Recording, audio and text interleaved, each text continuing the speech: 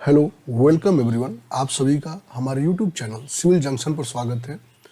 हम लोग अपने इस वीडियो में बीएसएफ एसआई जो कि आपका पेपर सिविल इंजीनियरिंग का जो है 6 अगस्त 2023 को जो हुआ था उसका बिल्कुल डिटेल्ड सॉल्यूशन आपको प्रोवाइड करने वाले हैं थ्रू आउट द वीडियो, जिसमें आपको ये पीडीएफ बिल्कुल प्रिंटेबल फॉर्म में आपको अवेलेबल करा दी जाएगी। तो आप लोग पीडीएफ को डाउनलोड करके उसका प्रिंट भी निकाल सकते हैं और साथ साथ वीडियो देख सकते हैं, जिससे आपको क्वेश्चन अच्छे से समझ में आए और आपके एग्जामिनेशन में आपको हेल्प मिल सके। बाकी अगर किसी भी एग्ज़ाम जो आप देने वाले हो उसके पेपर्स के लिए आपको ऐसे सॉल्यूशन चाहिए तो आप लोग कमेंट बॉक्स में कमेंट कर सकते हैं। चलिए स्टार्ट करते हैं अपने पहले क्वेश्चन के साथ। पहला क्वेश्चन क्या कह रहा है हमारा, कह रहा है which type of soils are formed by decomposition of rock, removal of bases and silica and accumulation of iron oxide and aluminium oxide. कह रहा है आपका जो है कौन सा ऐसा सॉइल है जिसका फॉर्मेशन रॉक्स के डिपोजिशन के कारण होता है, जिसमें जो बेसिस और सिलिका है वो क्या होते हैं, रिमूव हो जाती हैं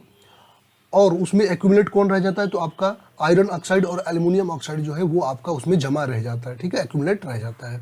ठीक है, ऑप्शन तरह का डेजर्ट सॉइल, लेटरेटिक सॉइल। कई जगह इसको लेटरेटिक सॉइल, देखिए दो चीज़ें हैं, एक लेटरेटिक सॉइल है एक लेटराइट सॉइल है, दोनों में एक बेसिक डिफरेंस है थोड़ा बहुत, लेकिन बहुत ज़्यादा डिफरेंट नहीं है। तो कई जगह इनको एक मानकर भी क्वेश्चन में चल देता है। ठीक है, अगला कोई ऑप्शन दे रहा है ब्लैक कॉटन सॉइल और अगला एलुवियल सॉइल। अब चलिए यदि हम बात करते हैं तो चाहे हम लेटराइट सॉइल की बात करें या अपना लेटरेटिक सॉइल की बात करते हैं तो क्या होता है, ठीक है, कुछ ऐसे एरियाज हैं जहाँ पर आपको टेम्परेचर बहुत ज़्यादा हाई टेम्परेचर, ठीक है, आपको हाई टेम्परेचर देखने को मिलता है, हाई टेम्परेचर देखने को मिलता है और वहाँ पर जो रेनफॉल हमको देखने को मिलता है वहाँ पर हाई रेनफॉल देखने को मिलता है, हाई रेनफॉल, हाई रेनफॉल। तो जिन एरियाज में आपको हाई टेम्परेचर और हाई रेनफॉल देखने को, ऐसे एरियाज एक्चुअली कहाँ पाए जाते हैं, तो इन एरियाज को क्या कहते हैं, तो ये एरियाज की यदि हम बात करते हैं, ठीक है, तो ये आपके ट्रॉपिकल एरियाज है जहाँ पर ट्रॉपिकल रेन्स होता है। क्या होता है, ट्रॉपिकल रेन्स होते हैं, ट्रॉपिकल रेन होता है। ठीक है, तो जहाँ पर ट्रॉपिकल रेन होता है, अब ऐसे एरियाज में क्या होते हैं कि बहुत ज़्यादा आपके रेनफॉल के कारण जो वहाँ के रॉक है, ठीक है, उसका डिकम्पोजिशन होता है और उसमें क्या होता है कि जो हमारा सॉइल फॉर्म होता है उसमें से बहुत ज़्यादा बारिश होने के कारण लीचिंग के प्रोसेस के थ्रू आपके सिलिका, ठीक है, और आपके जो बेसेस हैं वो तो लीचिंग के द्वारा क्या होते हैं, उसमें से लीच आउट हो जाते हैं रेन वाटर थ्रू। बट उसमें जो आपका हाई अमाउंट में या रिच अमाउंट में जो ऑक्साइड और एल्युमिनियम ऑक्साइड है, ठीक है, आयरन ऑक्साइड और एल्युमिनियम ऑक्साइड, वो उसमें जमा रह जाते हैं। तो इस तरह से जो सॉइल का फॉर्मेशन होता है उसको हम कहते हैं लेटरेटिक सॉइल्स। ठीक है, और इन सॉइल्स की बिल्डिंग प्रॉपर्टी भी अच्छी आपको देखने को मिलती है क्योंकि उसमें से जो है आपका बेसिस वगैरह तो रिमूव हो गए, सिलिका वगैरह रिमूव हो गया, तो वहाँ पर जो है आपका सडन सेटलमेंट देखने को नहीं मिलेगा। तो इस प्रकार का सॉइल जो होता है वो लेटरेटिक सॉइल कहलाता है। ठीक है, और ये सॉइल की यदि हम बात करते हैं तो इसमें आयरन ऑक्साइड होता है चूंकि, तो इसके कारण इनका जो कलर होता है रेड या पिंक आपको देखने को मिलता है। और ये जनरली कहाँ से फॉर्म होते हैं, ये एक तरह से आपको जो बता ही दिया, ये आपका रेसिडुअल सॉइल है। ठीक है, ये क्या है, सॉइल दो प्रकार से, एक ट्रांसपोर्टेड एक रेसिडुअल। तो ये आपका रेसिडुअल सॉइल है और किसके द्वारा बनते हैं, जो बेसाल्ट रॉक होता है उसी की लीचिंग होती है। ठीक है, बेसाल्ट रॉक के लीचिंग से ही ये बनते हैं। ठीक है, अच्छा यदि हम बात करते हैं अदर कुछ सॉइल, जैसे इसमें आपका ऑप्शन रखा है डेजर्ट सॉइल, तो डेजर्ट में आपको सैंड ड्यून्स के कारण सॉइल्स का फॉर्मेशन होता है, जो कि आपके सॉइल क्या होते हैं, आपके यूनिफॉर्म इन ग्रेडेशन देखने को आपको मिलते हैं। ठीक है, और ये आपका हाईली परवियस होते हैं और नॉन प्लास्टिक सॉइल होते हैं, जैसे आप देख सकते हैं फिगर में। ठीक है, इस फिगर में आप लोग लेटरेटिक सॉइल को भी देख सकते हैं। ऐसे ही यदि हम बात करते हैं ब्लैक कॉटन सॉइल की, अच्छा ब्लैक कॉटन सॉइल के कलर जो उसमें मॉन्ट मोरनाइट मिनरल जो होती है उसके कारण क्या होता है, ब्लैक कॉटन सॉइल में मॉन्ट मोरनाइट जो मिनरल होती है उसके कारण वहाँ पर हाई श्रिंकेज और हाई स्वेलिंग आपको देखने को मिलता है। ठीक है, और ऐसे सॉइल्स की यदि हम बात करते हैं तो आपको जो है स्ट्रक्चर, हम जब भी कोई बनाते हैं तो उनका फाउंडेशन बना नहीं सकते हैं ऐसे सॉइल में, तो यहाँ पर आपका स्ट्रक्चर बनाना थोड़ा मुश्किल हो जाता है। ठीक है, क्यों, क्योंकि इनकी जो बियरिंग कैपेसिटी होती है वो बहुत ही पुअर बियरिंग कैपेसिटी आपको देखने को मिलती है, लगभग 50 से 100 किलोन्यूटन पर मीटर स्क्वायर आपको बियरिंग कैपेसिटी देखने को मिलती है। ठीक है, ऐसे एलुवियल सॉइल की बात करते हैं तो ये आपकी लो डेंसिटी और आपका liquefaction of earth prone area से कारण ये सॉइल बनते हैं, जैसे ग्रेवल हो गया, सैंड हो गया। अब कुछ सॉइल के टाइप और उसका डिपोजिशन यहाँ पर आप देख सकते हैं, जैसे एलुवियल सॉइल किसके कारण बनता है, तो आपका रिवर या रनिंग वाटर के कारण बनता है। मेराइन सॉइल आपको सी वाटर, आप सी के पास जाइए तो मेराइन पर आपको जो सॉइल देखने को मिलती है वो मेराइन वाटर, मेराइन सॉइल हो गई। लैकोस्टाइन सॉइल की यदि हम बात करते हैं, जो आपका स्थिर जो लेक्स है, स्टील लेक्स है, वहाँ पर देखने को मिलता है। एओलियन सॉइल की बात करते हैं तो ये आपका विंड वाले सॉइल होते हैं, जिसको विंड ब्लो के कारण जैसे ड्यून्स, लोएस, ये सब आ गए एओलियन सॉइल में। ग्लेशियल सॉइल्स की बात करते हैं तो आइस से फॉर्मेशन जिन सॉइल्स का होता है आपका ड्रिफ्ट के प्रोसेस के द्वारा, तो वो होता है आपका ग्लेशियल सॉइल। ठीक है, तो ये सारी चीज़ें बता दी। आप सही ऑप्शन क्या मिल गया आपका, यहाँ पर सही ऑप्शन मिल गया लेटरेटिक सॉइल्स। चलते हैं अगले क्वेश्चन पे। अगला क्वेश्चन क्या कह रहा है, कह रहा है if a property after being discarded at the end of the utility period is sold without being into pieces, मतलब उसको हम डिसमेंटल नहीं कर रहे हैं। ठीक है, the amount thus realised by sale is known as, तो उसको बेचने से जो हमारा कह रहा है कि आपके पास कोई प्रॉपर्टी है, ठीक है, जिसकी यूटिलिटी पीरियड एंड हो चुकी है, ठीक है, वो डिस्कार्ड हो चुकी है, लेकिन हमें उसको टुकड़ों में नहीं काट रहे, मतलब उसको डिसमेंटल नहीं कर रहे हैं। ठीक है, तो उससे बेचने पर जो आपको वैल्यू मिल रहा है ना सेल करने पर, तो वो आपका अमाउंट क्या होता है, सिंकिंग वैल्यू होती है, सॉल्वेज वैल्यू होती है, कैपिटलाइज वैल्यू होती है, या स्क्रैप वैल्यू होती है। अच्छा, दो चीज़ यहाँ पर इंपॉर्टेंट है।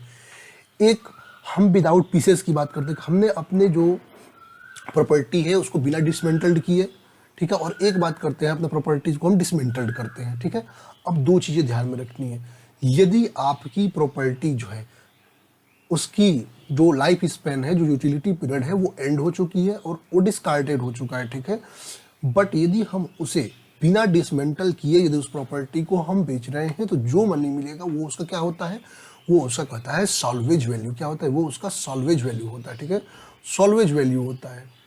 बट यदि यही क्वेश्चन में ये कहता कि हम उसको डिसमेंटल्ड करके, ठीक है, हम उसको डिसमेंटल्ड करके तब वैल्यू ले रहे हैं, तो जब डिसमेंटल्ड कर दिए तब वैल्यू जो मिला उसको हम कहते हैं स्क्रैप वैल्यू। स्क्रैप वैल्यू, ये दोनों चीज़ें आपको ध्यान में रखनी है, एक सॉल्वेज वैल्यू और एक स्क्रैप वैल्यू। बच्चे कंफ्यूज होते हैं, तो सीधी बात है, जहाँ पर आपको डिसमेंटल्ड करके दे दे तब वैल्यू आ रही है तो सॉल्वेज वैल्यू नहीं होगी, वो स्क्रैप वैल्यू होगी, और जब आपको विदाउट डिसमेंटल मतलब पीसेज में नहीं तोड़ रहे हैं तो आपकी सॉल्वेज वैल्यू देखने को मिलेगी। तो हमारे क्वेश्चन में हम पीसेज में नहीं तोड़ रहे हैं, मतलब डिसमेंटल नहीं कर रहे हैं, यहाँ पे क्या होगा, सॉल्वेज वैल्यू। सही ऑप्शन सॉल्वेज वैल्यू। ओके, बाकी और भी चीज़ें आपको यहाँ पे दे रखी हैं, आप लोग पढ़ सकते हैं। ठीक है, चलते हैं अपने अगले क्वेश्चन पे। अगला क्वेश्चन क्या कह रहा है, for which category of defect of rail speed restriction 30 kilometre per hour should be imposed and a watchman is deputed till defective part is replaced। कह रहा है आपका क्वेश्चन कि आपका रेल में कौन सा ऐसा, किस कैटेगरी के डिफेक्ट में जो है आपका जो स्पीड है उसको 30 किलोमीटर तक रिस्ट्रिक्ट कर देते हैं, और वहाँ पर जब तक डिफेक्टिव पार्ट जो है रिप्लेस ना हो जाए, हम वहाँ पर एक वॉचमैन की नियुक्ति जो है वहाँ पर कर देते हैं। ठीक है, यहाँ पर डिफरेंट ऑप्शंस आपको दे रखे हैं, चलिए इसके बारे में भी हम बात करते हैं। ठीक है, तो there are different defects in the rail and according to their defects we restrict their speed and required action will be taken। so यहाँ पर आप लोग देख सकते हैं, जैसे क्लासिफिकेशन ऑफ डिफेक्ट यहाँ पर दे रखा है, जैसे IMR रेट 3 स्टार का है, तो वहाँ पर एक्शन जो रिक्वायर्ड होगा, हम क्या करेंगे, इमीडिएट रिप्लेसमेंट करेंगे, हमको 3 दिन से ज़्यादा वहाँ पर नहीं लगना चाहिए। ठीक है, और वहाँ पर हम अपनी जो स्पीड है उसको रेस्ट्रिक्ट कर देंगे, कितना, 30 किलोमीटर पर आवर, और वहाँ पर जो है जब तक डिफेक्टिव पार्ट को रिप्लेस ना कर दिया जाए वहाँ पर एक वॉचमैन की नियुक्ति हम लोग कर देते हैं। ठीक है, तो ये आप लोग को ध्यान में रखना होगा। यदि REM रेट 2 स्टार का, ये तो रेट 3 स्टार का था, रेट 2 स्टार की यदि बात करते हैं तो हम 15 दिन के अंदर क्या करते हैं, रिप्लेस करते हैं। वहाँ पर भी आपको क्या करते हैं, स्पीड को 30 किलोमीटर पर आवर रख देते हैं। यदि आपका रिप्लेसमेंट 15 दिन में नहीं हुआ तो हम स्पीड यहाँ पर आपको किसी इंस्पेक्टर की ज़रूरत नहीं है, यहाँ पर कोई वॉचमैन की ज़रूरत आपको नहीं है। ठीक है, यदि OBSE मीन्स रेड 1 स्टार का कैटेगरी का डिफेक्ट है, तो वहाँ पर हम क्या करेंगे, रिप्लेस और and the crop with in 15 days, तो फिर वहाँ पर रिप्लेस करेंगे या उसको हटाएंगे 15 दिन में, और यहाँ पर जो है, यहाँ पर भी 30 किलोमीटर के स्पीड को हम लोग मेंटेन करके रखेंगे और 15 दिन के अंदर उसको चेंज करना है। ठीक है, अगला OBSB आपका रेड 1 स्टार है, तो रिप्लेस विद इन 15 डेज, और यहाँ पर भी वही काम करेंगे सेम। ठीक है, तो यहाँ पर हमारे क्वेश्चन में हम क्या कर रहे हैं, हम जो है अपनी स्पीड को भी 30 किलोमीटर तक जो है इम्पोज कर रहे हैं, और वहाँ पर एक वॉचमैन की ड्यूटी लगा रहे हैं, तो वो हमारा कौन सा होगा, तो IMR रेड 3 स्टार्स। ये आपका डिफेक्ट की कैटेगरी होगी। चलते हैं अगले क्वेश्चन पे। अगला क्वेश्चन हमारा क्या कह रहा है, कह रहा है विच is the method adopted for quarrying hard stones having no features और क्रैक्स। कह रहा है कि इनमें से किस मेथड को हार्ड स्टोन्स की क्वेरी करने के लिए जो है यूज में लाते हैं जहां पर आपको कोई फीचर्स या क्रैक ना हो। ठीक है, ऑप्शन क्या रखा है, wedging, blasting, digging, preheating. So there are different types of methods for quarrying for the stones. If we talking about the quarrying, what is quarrying, first of all हमें जानना है क्वेरिंग क्या होता है। तो आपका नेचुरल जो रॉक होती है, ठीक है, नेचुरल रॉक से स्टोन को टेकन आउट करना, मतलब स्टोन को निकालने की जो मेथड होती है उसको हम क्या कहते हैं, क्वेरिंग ऑफ स्टोन कहते हैं। ठीक है, अब क्वेरिंग ऑफ स्टोन की बात करते हैं, दो चीजें, एक टर्म आता है माइनिंग, एक आता है क्वेरिंग। ठीक है, माइनिंग की यदि बात करते हैं तो ये क्या होता है, जैसे आपने देखा होगा हमारे कोल जो होते हैं, कोल को माइनिंग के द्वारा निकालते हैं ना कि क्वेरिंग के द्वारा। तो इसका मतलब क्या करते हैं कि हम जमीन के अंदर बिलो द ग्राउंड डेप्थ जा करके उसको निकालते हैं, ऑपरेशन करते हैं, वो माइनिंग हो गया। और यदि हम out at the ground level यदि हम अपना ऑपरेशन कैरी आउट करते हैं तो वो आपका क्वेरी होता है। ठीक है, खुले कंडीशन में, एक्सपोज कंडीशन में ये होता है। अब मेथड ऑफ क्वेरिंग की बात करते हैं, इसमें एक मेथड आती है आपकी ब्लास्टिंग मेथड। यदि ब्लास्टिंग मेथड की बात करते हैं तो इस मेथड में हम क्या करते हैं, हम एक्सप्लोजिव का यूज करते हैं, रॉक को छोटे छोटे पार्ट्स में जो है कन्वर्ट करके जिससे हमें स्टोन मिल सके। ठीक है, तो इस मेथड में हम एक्सप्लोजिव का यूज करते हैं। ठीक है, ये मेथड यूजुअली जो है उन स्टोन्स के लिए यूज में लाया जाता है जो कि बहुत ही हार्ड वैरायटी के होते हैं और वहां पर कोई क्रैक या फीचर्स आपको देखने को नहीं मिलते हैं। ठीक है, अब यदि इस मेथड को यूज करने की बात करते हैं तो ये जब आपको बहुत ही लार्ज क्वांटिटी में स्टोन्स को एक्सकवेट करना है तभी ब्लास्टिंग मेथड को अडॉप्ट किया जाता है। ठीक है, अब ब्लास्टिंग होने के बाद जो आपका नेचुरल आपका जो रॉक था उससे छोटे छोटे आपको क्या हो गए, स्टोन्स मिल गए, डिफरेंट साइज, डिफरेंट कैटेगरी, उसके बाद उनको हम ले लेते हैं। ठीक है, अब इसमें एक्सप्लोजिव में ब्लास्टिंग पाउडर का, ब्लास्टिंग कॉटन का, डायनामाइट या कोर्डाइट का यूज हम करते हैं। यहाँ पर देख सकते हैं ये ब्लास्टिंग हुई इस ऑपरेशन में। अब ब्लास्टिंग में डिफरेंट ऑपरेशंस भी इन्वॉल्व होते हैं। सबसे पहला क्या काम करते हैं हम, बोरिंग। सबसे पहले क्या करते हैं कि एक जो है ड्रिलिंग मशीन के थ्रू अपने रॉक में क्या करते हैं, अपने रॉक में एक होल बनाते हैं। ठीक है, उस होल को चार्ज करते हैं, ड्राई कर, कंप्लीटली ड्राई आउट करके उसमें हमने क्या किया, ठीक है, ब्लास्टिंग पाउडर वगैरह मिला दिया, उसको चार्जिंग कर दिया, उसके बाद उसको टैंपिंग करते हैं होल को जिससे आपको अच्छे से उसमें बैठ जाए। ठीक है, अब टैंपिंग करने के बाद हम उसमें क्या करते हैं, हल्की सी नीडल टाइप की जो है धागा लगाते हैं, उसमें जो है उसको आग लगा करके इसको ब्लास्टिंग करते हैं। ठीक है, अब अगला मेथड क्या है हमारा, डिगिंग और एक्सकेवेशन। आपको पता है इस प्रकार के एक्शन की एकदम डिगिंग की बात करते हैं। ठीक है, तो जो भी आपके लूज या आपके जो है ओवरबर्डन जो है आपके जो भी स्टोन्स है उनको निकालने के लिए जो अर्थ सरफेस पर है इस मेथड का उपयोग करते हैं, जिसमें हम पिक्सेसेस हो गए, क्राउ बार्स हो गए, ठीक है, आपको चीजल हो गए, हैमर, उनके थ्रू जो है अपने स्टोन की क्वायरिंग करते हैं। हीटिंग की बात करते हैं तो हीटिंग में क्या होता है कि हम अपने स्टोन के चारों ओर जो है ना क्या करते हैं, जैसे अच्छा इस मेथड का उपयोग कब करते हैं तो आपको स्मॉल, थीन और रेगुलर ब्लॉक ऑफ स्टोन के लिए करते हैं। ठीक है, जैसे ग्रेनाइट हो गया, जिनेसिस हो गया, उसके लिए करते हैं। इस मेथड में क्या करते हैं कि हम अपने जो रॉक होती है उसके चारों ओर मतलब पत्तियां वगैरह सारी चीज़ें उसके चारों ओर इकट्ठा कर देते हैं और उसमें आग लगा देते हैं। अब आग लगाने के बाद क्या होगा, अब आग लगाने के बाद क्या होगा कि टेम्परेचर का डिफरेंस होगा। टेम्परेचर डिफरेंस के कारण आउटर मोस्ट पार्ट में टेम्परेचर ज़्यादा, इनर मोस्ट पार्ट में टेम्परेचर कम। उसके कारण क्या होता है कि आपकी जो रॉक होती है वो स्मॉल स्मॉल पीसेस में जो है आपके सेपरेट होने लगती है, दो लेयर्स में जो है सेपरेट होने लगती है। तो ये मेथड यूज में लाया जाता है। ठीक है, जैसे यहाँ पर आप देख सकते हैं, यहाँ पर क्या किया गया, इकट्ठा कर दिया गया लकड़ियों को स्टोन के पास और इसे टेम्परेचर डिफरेंस के कारण ये टूट जाएंगे। ठीक है, ऐसे वेडजिंग एक्शन की बात करते हैं तो इसमें सीजल वगैरह का उपयोग, अब इसको जो है ऐसे मतलब जो सॉफ्ट टाइप के आपके जितने भी रॉक्स होते हैं, जैसे आपका सैंड स्टोन हो गया, लाइम स्टोन, मार्बल, इनको अचीव करने के लिए इस मेथड का उपयोग करते हैं, जैसे सेडिमेंट्री टाइप के रॉक्स के लिए। ठीक है, अब इस मेथड में हम क्या करते हैं, इस मेथड में सबसे पहली बात जिस रॉक पे हमें ये मेथड अप्लाई करनी है उस पर ऑलरेडी फीचर्स वगैरह या क्रैक्स वगैरह आपको देखने को मिलते हैं, उन्हें हमें ढूंढना है और उन क्रैक्स में चाहे स्टील वेजेस हुआ, ठीक है, या आपका जो है नीडल वगैरह होती है बड़ी बड़ी, उनको जो है क्या करते हैं उस क्रैक में लगाते हैं और उस पर हैमर के थ्रू जो है फोर्स अप्लाई करते हैं, जिसके कारण वो क्रैक्स और बड़े होते हैं और ये टूट जाते हैं। ठीक है, यहाँ पर देख सकते हैं ऐसे इसको तोड़ते हैं। ठीक है, अब चैनलिंग मेथड भी है, चैनलिंग मेथड में हम क्या करते हैं, हम कंप्रेस्ड एयर, इलेक्ट्रिसिटी वगैरह से हम क्या करते हैं, अपने स्टोन चैनलिंग करते हैं और ग्रुप्स कट करके जो है अपने जो रॉक्स में से स्टोन्स को निकालते हैं। यहाँ पे आप देख सकते हैं ये हमारा चैनलिंग मेथड हो गया। ठीक है, सारे मेथड यहाँ पे हमने डिस्कस कर दिए। अब आते हैं अपने क्वेश्चन पे। तो क्वेश्चन क्या कह रहा है आपका, तो कह रहा है कि इनमें से किस मेथड का उपयोग उन जो है चट्टानों के लिए करेंगे जहाँ पर आपके जो हार्ड स्टोन्स हैं, जहाँ पर आपके फीचर और क्रैक जो है नहीं है। तो वो अभी आपको बताया, तो जहाँ पर फीचर्स और क्रैकिंग देखने को नहीं मिलती है वहाँ पर हम क्या करते हैं, ब्लास्टिंग मेथड का उपयोग करते हैं। सही ऑप्शन क्या होगा, ऑप्शन नंबर बी। चलते हैं अगले क्वेश्चन पर। बहुत ही डिटेल में आपको क्वेश्चंस को मैं बता रहा हूँ जिससे आपके सारे डाउट क्लियर हो जाएंगे। अगला क्वेश्चन क्या कर रहा है, what kind of measuring chains are available in lengths of 5, 10 and 20 metres. कह रहा है कि आपका जो है 5 मीटर, 10 मीटर और 20 मीटर्स के जो चैन होते हैं इस लेंथ के, वो किस प्रकार के चैन में अवेलेबल होते हैं। ठीक है, सर्वेयर चैन में, मैट्रिक चैन में, रेवेन्यू चैन में या इंजीनियरिंग चैन में। अच्छा, यदि हम बात करते हैं मैट्रिक चैन की, यदि हम बात करते हैं, ठीक है, तो ये आपका मोस्ट कॉमनली यूज चैन है जो कि आपके इंडिया में यूज आते हैं और ये आपको जनरली आपको डिफरेंट लेंथ जैसे 5 मीटर के, 10 मीटर के, 20 मीटर के और 30 मीटर के लेंथ में आपको देखने को मिलते हैं।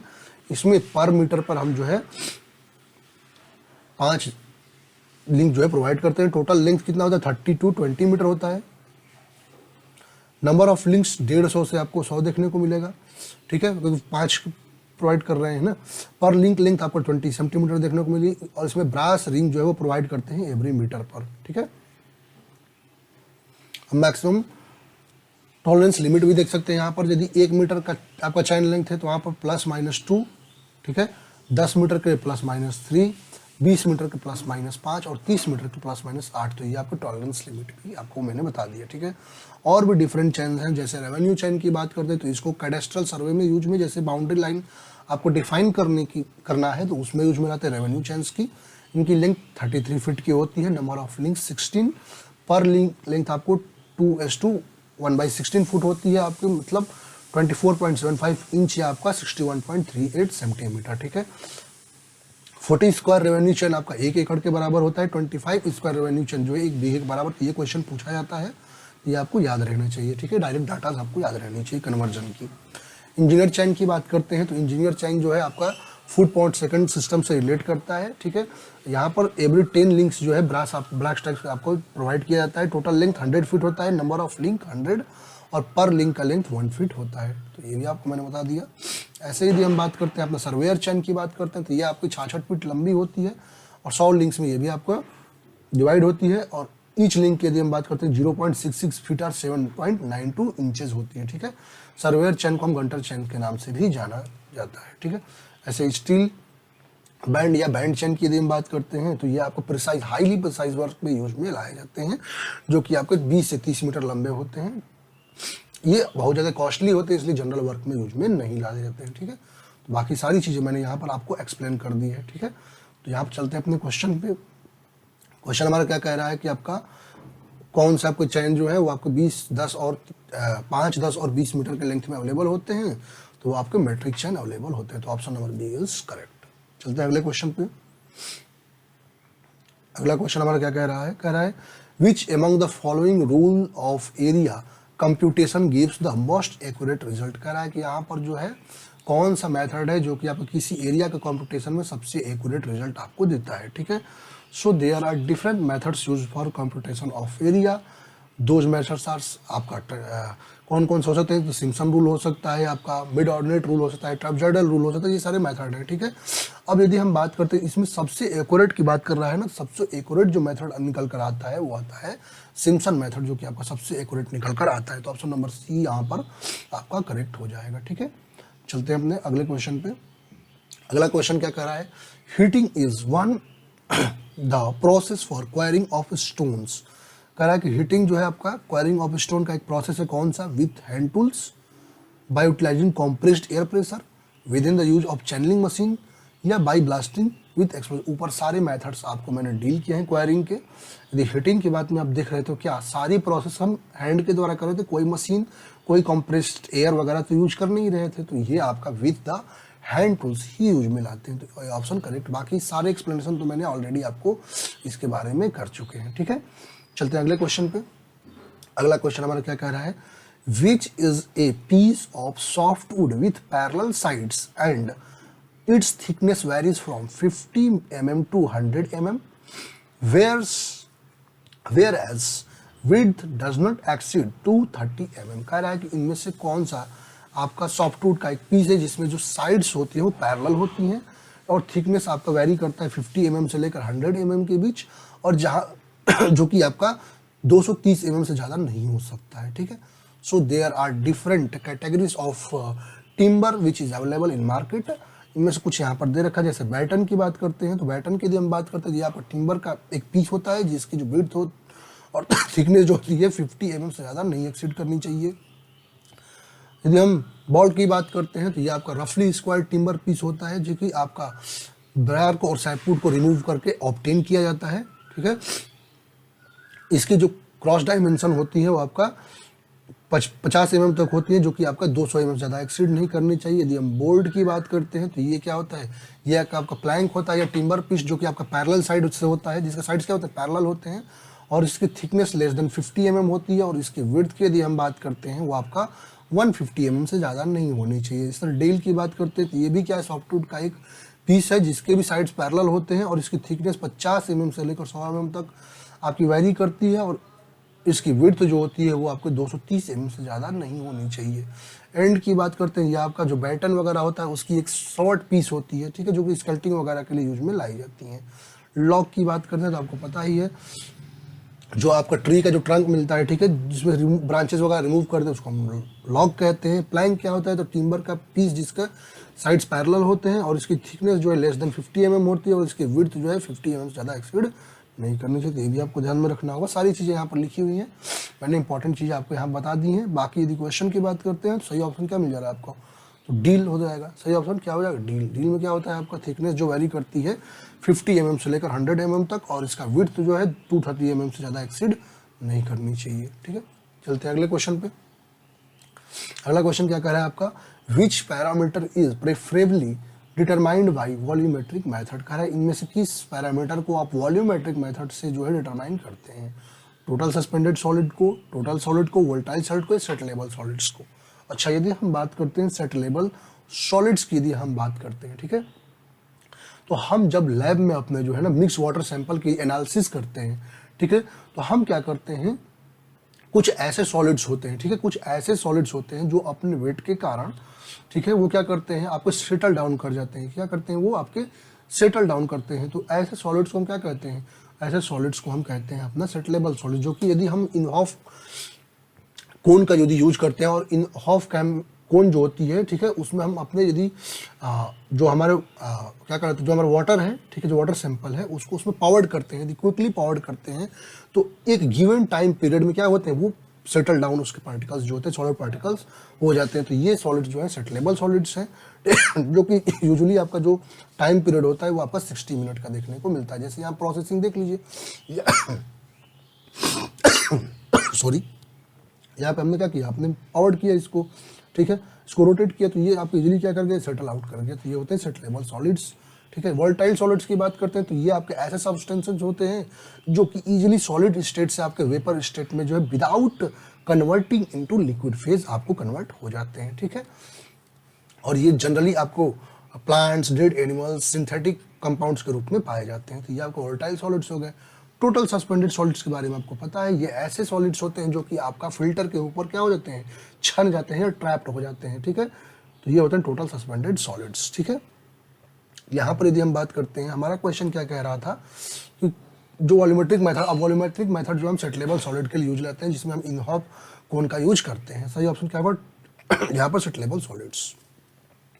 चलते हैं अगले क्वेश्चन पे। अगला क्वेश्चन हमारा क्या कह रहा है, identify the carriage way width at entry and exit of the approach road for 6 lanes in Indian general practice। कह रहा है कि इंडियन जनरल प्रैक्टिस में आपको कैरिज वे की विड्थ बतानी है एंट्री पर और एग्जिट पर, एंट्री और एग्जिट पर, जहां पर आपको 6 लेन रोड्स देखने को मिल रहा है। तो यदि हम बात करते हैं तो there are different categorization of carriageway width. यहाँ पर देख सकते हैं, यदि आपका 7 मीटर का है, 2 लेन का है, तो वहाँ पर हमारा विड्थ ऑफ कैरिज वे 6.5 को, और रेडियस एट एंट्री 25 से लेकर 35 मिलेगा। 10.5 मीटर है तो आप 3 लेन्स की बात होती है, जहाँ पर 7 मीटर का आपको कैरेज वे विड्थ मिलेगा। यहाँ पर एंट्री और एग्जिट कैरेज दोनों को ले रहे हैं, ठीक है। यदि आपको 14 मीटर है 4 लेन्स के लिए तो 8 मिलेगा आपको, ठीक है। ऐसे यदि हमारे पास यदि 21 मीटर है 6 लेन्स के लिए है तो वहाँ पर 13 मीटर देखने को मिलेगा। 7 मीटर 2 लेन्स के लिए है तो आपको यहाँ पर रेडियस एंट्री पर 15 to 25 मीटर देखने को मिलेगा, और यहाँ पर जो हमारा कैरेज वे विड्थ है वो आपका 7 मीटर। 10.5 मीटर लेंथ के 3 लेन्स के लिए 7.5, और 14 मीटर लेंथ यदि 4 लेन है तो 10 मीटर, और आपका 21 मीटर यदि 6 लेन है तो 15 मीटर देखने को मिलेगा, ठीक है। तो यहाँ पर हमारा सही ऑप्शन क्या हो जाएगा, तो यहाँ 6 लेन के लिए कह रहा है, सही ऑप्शन 13 मीटर हो जाएगा, 13 मीटर, ठीक है। बाकी और भी यहाँ पर डाटा आपको कैरेज वे विड्थ के लिए सिंगल लेन के 3.75 metre, 2 lane without raised kerb 7 metre लेते हैं, 2 lane with raised kerb 7.5 metre, intermediate carriageway 5.5 metre, और मल्टी लेन पेमेंट के लिए हम बात करें 3.5 मीटर पर लेन लेंगे। तो यहाँ पर विड्थ ऑफ कैरेज वे की सारी चीज़ें आपको डील कर दी गई हैं। चलते हैं अगले क्वेश्चन पे। करें which is one of the point source of air pollution, correct, इनमें से कौन एक पॉइंट सोर्स है एयर पॉल्यूशन का, smoke stack, construction site, dirt roads, small urban communities. अच्छा, यदि हम बात करते हैं पॉइंट सोर्स की, ठीक है, हम क्या करते हैं, जो हमारे डिफरेंट इंडस्ट्रीज हैं, ठीक है, इंडस्ट्रीज में क्या होता है, जो अंदर जितने भी गैसेस प्रोड्यूस होती हैं या कार्बन प्रोड्यूस होता है उसको बाहर निकालने के लिए हम लोग एग्जॉस्ट का उपयोग करते हैं। अब उस एग्जॉस्ट के रूप में हम क्या करते हैं, चिमनी का उपयोग करते हैं, ठीक है। चिमनी आपको वर्टिकली ऐसे आपको चिमनी होती है लाइन, अब इस चिमनी से क्या होता है, एक पॉइंट के रूप में, ठीक है, एक पॉइंट के रूप में वहाँ से क्या होता है, इनका एमिशन होता है, ठीक है। इन जो पॉल्यूटेंट्स है उनका एमिशन होता है, वो आपको ऊपर जाकर क्या होती है, इंटरमिक्सड हो जाती है, ठीक है, इंटरमिक्सड हो जाती है, जिससे आपको पास एरिया में कम डिफेक्ट देखने को मिलता है, ठीक है। सही ऑप्शन क्या होगा, स्मोक स्टैक, ठीक है, ये रहा स्मोक स्टैक। बाकी और भी चीजें आप लोग देख सकते हैं। चलते हैं अगले क्वेश्चन पे। कह रहा है which method of soil suction measurement is suitable for a suction up to 1 bar और 100 किलो न्यूटन पर मीटर स्क्वायर, ठीक है। तो कह रहा है कि इनमें से कौन सा सॉइल सक्शन मेजरमेंट मेथड है जो कि आपका सुटेबल होता है सक्शन अप टू 1 बार, ठीक है। अच्छा, यदि हम बात करते हैं तो आपको डिफरेंट सॉइल सक्शन मेजरमेंट के मेथड हैं, जिनमें हमारे मेथड क्या क्या आते हैं। तो एक मेथड था आपका सक्शन प्लेट मेथड। अब सक्शन प्लेट मेथड की बात करते हैं, ठीक है, तो इस मेथड में सॉइल सैंपल होता है उसको एक पोरस प्लेट के ऊपर रख देते हैं। क्या करते हैं, यहाँ पर देखिए एक पोरस प्लेट है, ये हमारा एक पोरस प्लेट है, इस पोरस प्लेट के ऊपर हमने क्या रखा है, ये हमारा सॉइल है, ठीक है। सॉइल सैंपल को पोरस प्लेट के ऊपर रख देते हैं, ठीक है, जिसको हम क्या कहते हैं, सक्शन प्लेट, जिसको हम क्या कहते हैं, सक्शन प्लेट, ठीक है। अब इस पोरस प्लेट को हम क्या करते हैं, कांटेक्ट कर देते हैं एक रिजर्वायर से। देखिए यहाँ पे एक रिजर्वायर इससे कनेक्ट है, ठीक है। अब इसके एक पर्टिकुलर पॉइंट पर हम एक मैनोमीटर प्रोवाइड कर देते हैं, ठीक है। यहाँ पर हमने क्या किया, एक मैनोमीटर प्रोवाइड कर देते हैं। अब इस मैनोमीटर जो हम प्रोवाइड किए हैं, तो जब वैक्यूम पंप, इसको एक वैक्यूम पंप से यहाँ पर कनेक्ट कर दे, तो जैसे जैसे इसमें सक्शन आएगा तो ये आपको मरकरी जो है वो आपको मेजरमेंट को बताएगी, ठीक है। तो यहाँ पर यदि हम बात करते हैं और ये यूज करने की यदि हम बात करते हैं तो इसको हम 10 metre height water column height के लिए यूज में लाते हैं। ऐसा और भी मेथड जैसे टेंसोमीटर मेथड है, तो टेंसोमीटर मेथड की यदि हम बात करते हैं तो ये निगेटिव पोर वाटर प्रेशर के मेजरमेंट के लिए यूज में लाया जाता है। और इसकी यदि हम बात करते हैं तो ये आपका 1 मीटर से कम, मतलब 1 बार से कम के लिए यूज करते हैं, 0.8 बार तक ही यूज में करते हैं, ठीक है।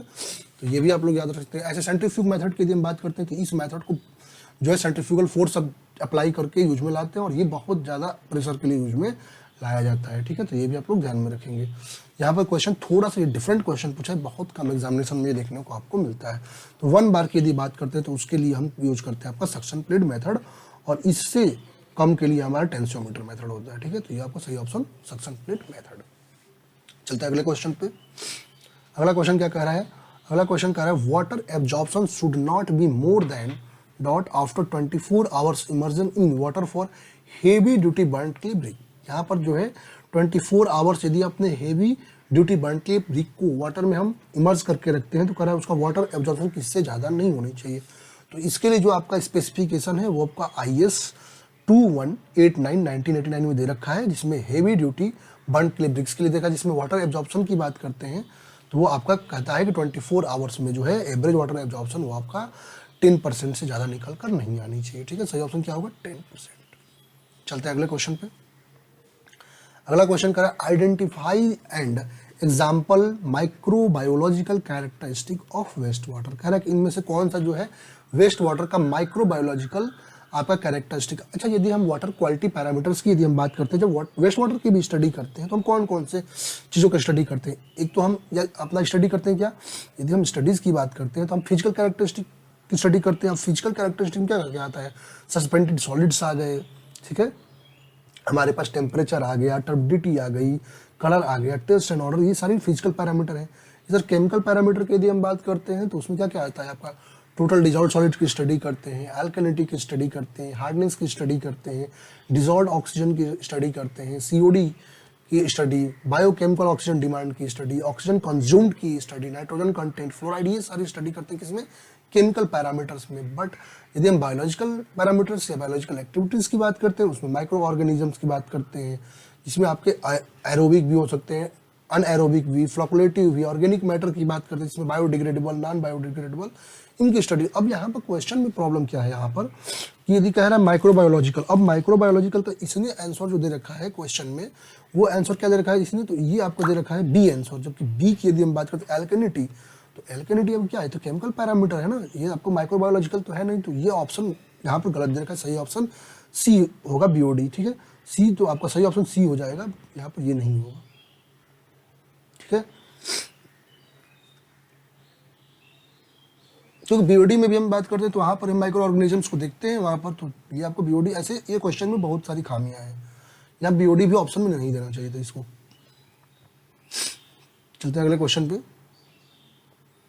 कह रहे which type of tape is commonly available in lengths 2 metre, 5 metre, 10 metre, 20 metre, 30 metre and 50 metre. कह रहा है कि आपका जो है इसमें से जो है कौन सा ऐसा टेप होता है जो कि इन लेंथ्स में आपका अवेलेबल होता है, ठीक है।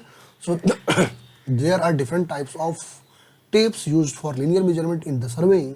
इसमें आपका मेटालिक टेप की यदि हम बात करते हैं तो ये आपका वाटरप्रूफ क्लॉथ का बना होता है, जिसमें हम क्या करते हैं, जिसमें आपके ब्रास भी जो है उसमें रेनफोर्स्ड किए जाते हैं, ठीक है, तो ब्रास वायर्स का रेनफोर्समेंट के रूप में उसमें यूज में किया जाता है, ठीक है। ये आपके ज़्यादा ड्यूरेबल होते हैं नॉर्मल लिनन टेप से, ठीक है। इसकी विड्थ आपको 10 मीटर से लेकर 15 मीटर, सॉरी 10 से लेकर 15 mm तक देखने को मिलती है। और लेंथ की यदि हम बात करते हैं, ये 2 मीटर में भी अवेलेबल है, 10 मीटर में, 15 मीटर में, 20 मीटर, 30 मीटर और 50 मीटर, इन सब में अवेलेबल होता है। और इन टेप्स को अपने नॉर्मल एक्यूरेसी वर्क के लिए यूज में लाते हैं, ठीक है। और इसमें हम क्या करते हैं, वार्निश की कोटिंग करते हैं टेप के ऊपर, ठीक है, जिससे कोरोजन वगैरह ना देखने को मिले, ठीक है। ऐसे स्टील टेप की बात करते हैं तो ये आपका किससे बना था, स्टील और स्टेनलेस स्टील का बना होता है, जिसमें स्ट्रिप की विड्थ आपकी 6 से लेकर 10 mm होती है, लेंथ आपका 1 metre, 2 metre, 10 metre, 20 metre, 30 metre, 50 metre में देखने को मिलता है। थिकनेस की बात करते हैं तो 0.15 mm, 0.2 mm और 0.4 mm, ये रहा हमारा स्टील टेप। इनवर्ट टेप की बात करते हैं तो इनवर्ट टेप की यदि हम बात करते हैं तो आपका ये एलॉय से बना होता है, जिसमें क्या क्या 36% निकिल होता है और 64% आपका स्टील देखने को मिलता है, ठीक है। इसका थर्मल एक्सपेंशन कोफिशिएंट की यदि हम बात करते हैं तो बहुत कम, आपका 12 × 10⁻³ डिग्री पर डिग्री सेल्सियस देखने को मिलता है। ये आपको टेम्परेचर चेंजेस का कार्ड इफेक्ट नहीं होता है, ठीक है। तो ये हाईली प्रिसीजन वर्क के लिए यूज में लाए जाते हैं, ठीक है। ऐसे ही क्लॉथ और लिनन, इनकी विड्थ आपकी 6 mm होती है, लेंथ आपका 20 मीटर, 30 मीटर, 50 मीटर और 100 मीटर देखने को मिलती है। क्लॉथ और लिनन टेप की बात करते हैं तो ये आपका क्लॉथ, ये आपका जो क्लोजली वूलन जो होते हैं उनको जो है इनको द्वारा लिनन के द्वारा ये बनाए जाते हैं। ये आपको श्रंक भी हो जाते हैं बहुत ज़्यादा देखने को मॉइस्चर वगैरह में। इनकी विड्थ यदि बात करते हैं तो आपको 12 से 15 mm होती है और ये आपको 10 मीटर, 20 मीटर और 30 मीटर लेंथ में अवेलेबल होते हैं, ठीक है। हमारा क्या है 2 मीटर, 5 मीटर, इन सब में कौन अवेलेबल होता है, तो वो हमारा मेटालिक टेप अवेलेबल होता है। सही ऑप्शन, ऑप्शन नंबर सी। चलते हैं अगले क्वेश्चन पे। कह set of limits intended to prevent environmental and property damage is called. कह रहा है कि जो हमारा ईपीए के द्वारा जो है जो आपका लिमिट सेट है जिसमें इन्वायरमेंट और प्रॉपर्टी के डैमेज के लिए, वो किस कैटेगरी में आएगा, PM 2.5 में, आपका सेकेंडरी स्टैंडर्ड में, PM 10 में या आपका प्राइमरी स्टैंडर्ड्स में। तो हमारा जो ईपीए है उसको डिफरेंट जो है आपके लिमिट्स जो है वो आपको दिए गए हैं। तो यदि लिमिट्स आपके ह्यूमन हेल्थ पे बेस है तो वो आपका प्राइमरी स्टैंडर्ड में आता है, और यही लिमिट आपका जो है प्रिवेंट करने के लिए इन्वायरमेंटल और प्रॉपर्टी डैमेज के लिए तो वो सेकेंडरी में आता है, ठीक है। सही ऑप्शन क्या होगा यहाँ पर, सेकेंडरी स्टैंडर्ड। चलते हैं अगले क्वेश्चन पे। अगला क्वेश्चन हमारा क्या कह रहा है, अगला क्वेश्चन कह रहा है which type of mixers are also known as forced action type mixture and are used for large size work, कह रहा है कि इनमें से कौन से ऐसे मिक्सर हैं जिनको फोर्स्ड एक्शन टाइप मिक्सर के नाम से जाना जाता है और लार्ज साइज वर्क में यूज में लाए जाते हैं। ठीक है, तो यदि हम बात करते हैं अपने रिवर्सिंग ड्रम मिक्सर, ये रहा हमारा रिवर्सिंग ड्रम मिक्सर। ठीक है, तो ये आपके जो मिक्सर्स होते हैं इनको फोर्स्ड एक्शन मिक्सर के नाम से भी जाना जाता है और ये आपके लार्ज प्रोजेक्ट स्केल के, जो लार्ज स्केल के प्रोजेक्ट्स हैं उनके लिए यूज में लाए जाते हैं। ठीक है, इनमें दो ब्लेड्स के दो स्लेट होते हैं जो कि आपका कंक्रीट को मिक्स करते हैं। ठीक है, और ये जो है एक ही डायरेक्शन, केवल एक डायरेक्शन में मूव करता है, ये जो है एक ही डायरेक्शन में जो है आपका मूव करता है। ठीक है, इसमें जो एक पहला ब्लेड होता है वो क्या करता है, कंक्रीट को मिक्स करता है और दूसरा ब्लेड जो होता है मिक्स कंक्रीट के डिस्चार्ज के लिए यूज में लाया जाता है, जो कि ड्रम होते हैं उसके रिवर्सिंग में बाहर निकलता है। ठीक है, यहाँ पर जो है ड्रम आपका हॉरिजॉन्टल होता है और नॉन टिल्टिंग होता है। ठीक है, यहाँ पर टिल्ट नहीं होता है, हॉरिजॉन्टली ड्रम होता है। इस तरह एक टिल्टिंग मिक्सर की बात करते हैं तो यहाँ पर जो ये मिक्सर जो है इंक्लाइंड एक्सिस पर आपका जो है लगा होता है। ठीक है, और इसको जो डिफरेंट पोजीशन में टिल्ट भी कर सकते हैं, जिससे आपका जो है डिफरेंट पोजीशन में आप डिस्चार्ज मिक्सिंग सब कुछ कर सकते हैं। ठीक है, ये आपका रैपिड डिस्चार्ज प्रोसेस के लिए और लार्ज प्रोजेक्ट के लिए यूज में लाया जाता है। ठीक है, जैसे यहाँ पर देख सकते हैं ये रहा।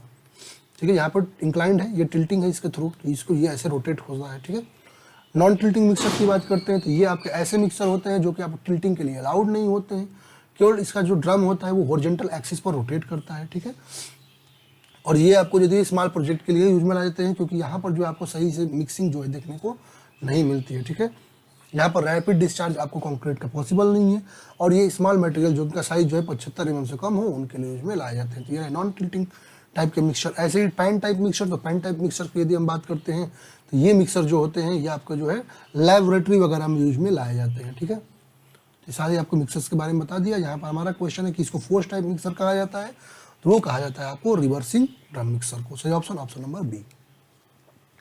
चलते हैं अगले क्वेश्चन पे।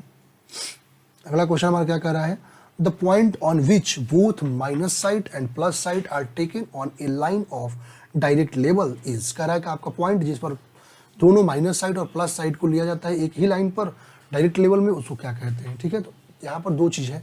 ठीक है, आपको ध्यान में रखना, एक होता है आपका टर्निंग पॉइंट और टर्निंग पॉइंट को ही चेंज पॉइंट कहते हैं। अब ये एक ऐसा पॉइंट होता है जहाँ पर आपका दोनों, चाहे फोर साइड चाहे माइनस प्लस वाली बात कर लें, या कह सकते हैं कि जहाँ पर आपका फोर साइड और बैक साइड दोनों को जो है हम अपना लेते हैं ऑपरेशन के, जब हम लेबलिंग ऑपरेशन करते हैं वहाँ पर, तो वो हमारा होता है चेंज पॉइंट। ठीक है, सो क्या कहते हैं, टर्निंग पॉइंट। ये रहा हमारा टर्निंग पॉइंट या चेंज पॉइंट, जहाँ प्लस माइनस दोनों को हम ले रहे हैं। ठीक है, ये हो गया।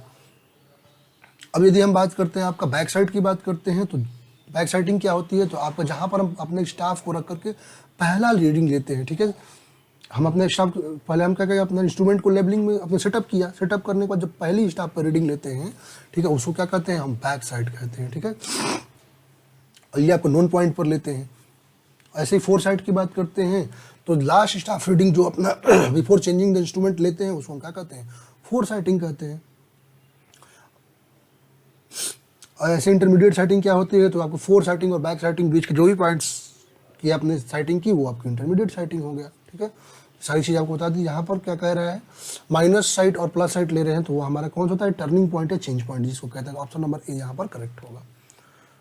चलते हैं अगले क्वेश्चन पे। अगला क्वेश्चन कह रहा है, what should be the permissible variation for rail length of rails. तो आपका कह रहा है कि जो रेल की लेंथ होती है उसमें परमिसिबल वेरिएशन जो आपको कितना मिलता है। तो यहाँ पर कुछ परमिसिबल आपको वेरिएशंस बता दे रहा हूँ। जैसे ओवरऑल हाइट की बात करते हैं तो वहाँ पर प्लस 0.8 mm से लेकर minus 0.4 mm। Width of head की बात करते हैं तो वहाँ plus minus 0.5 mm। Width of flange की बात करते हैं तो प्लस 1 mm, यदि आपका सेक्शन जो है लेस देन 60 kg पर मीटर है। ठीक है, और 1.2 mm लेते हैं और यदि उसके बीच में है, और यदि आपका जो है यदि हम बात करते हैं 1 mm कब लेते हैं, यदि आपका सेक्शन जो है ग्रेटर देन या इक्वल टू 60 kg पर मीटर है। ऐसे थिकनेस ऑफ वेव की बात करते हैं तो ये आपको प्लस 1 mm से लेकर माइनस 0.5 mm तक लेते हैं। ऐसे ही आपको vertical flange plus minus 1.2 mm लेते हैं। और लेंथ ऑफ रेल्स की बात करते हैं प्लस 2 mm से लेकर माइनस 10 mm तक। ठीक है, तो ये सारी चीज़ें आपको बता दी। यहाँ सही ऑप्शन क्या हो जाएगा, ऑप्शन नंबर डी। चलते हैं अगले क्वेश्चन पे। थोड़ी सी हेल्थ की इशू है तो थोड़ी सी वॉइस में दिक्कत आ रही होगी, थोड़ा मैनेज आप लोग कर सकते हैं। कह रहे हैं dot is also known as line of sight. कह रहा है कि इसमें से किसी लाइन ऑफ साइट के नाम से जाना जाता है। ठीक है, axis, the axis of striding level, the axis of plate level, line of collimation या ट्रोनियन एक्सिस। अच्छा, लाइन ऑफ कोलिमेशन या लाइन ऑफ साइट की बात करते हैं तो ये क्या होता है कि ये आपका ऐसा पॉइंट होता है जो कि आपका क्रॉस हेयर और डायफ्राम से होकर गुजरता है, उनके इंटरसेक्शन से होकर गुजरता है, ठीक है। और इसको हम कोलिमेशन, लाइन ऑफ कोलिमेशन या लाइन ऑफ साइट के नाम से भी जानते हैं, ठीक है। बाकी आपको हॉरिजॉन्टल या टूनियन एक्सिस या ट्रांसवर्स एक्सिस क्या होता है, तो यह ऐसा एक्सिस होता है जिसके अबाउट आपका टेलीस्कोप है और आपका जो वर्टिकल सर्कल है दोनों को रोटेट करते हैं वर्टिकल प्लेन में, तो ये आपका हॉरिजॉन्टल एक्सिस या टूनियन एक्सिस कहलाता है। वर्टिकल एक्सिस क्या होता है, तो वर्टिकल एक्सिस ऐसा एक्सिस होता है जिसमें टेलीस्कोप को रोटेट करते हैं हॉरिजॉन्टल प्लेन में, ठीक है। इसको हम एजीमुथ एक्सिस भी कहते हैं। यदि हम एक्सिस ऑफ प्लेट और बबल एक्सिस की बात करते हैं तो ये आपका टेंजेंशियल या लॉन्गिट्यूडिनल कर्व होता है जो लोअर लेवल ट्यूब के सेंटर पर होता है। तो ये सारी चीज़ें यहाँ पर दे रखी है, आप लोग सारी चीज़ों को देख सकते हैं, ठीक है।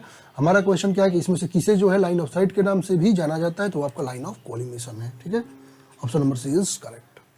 चलते हैं अगले क्वेश्चन पे।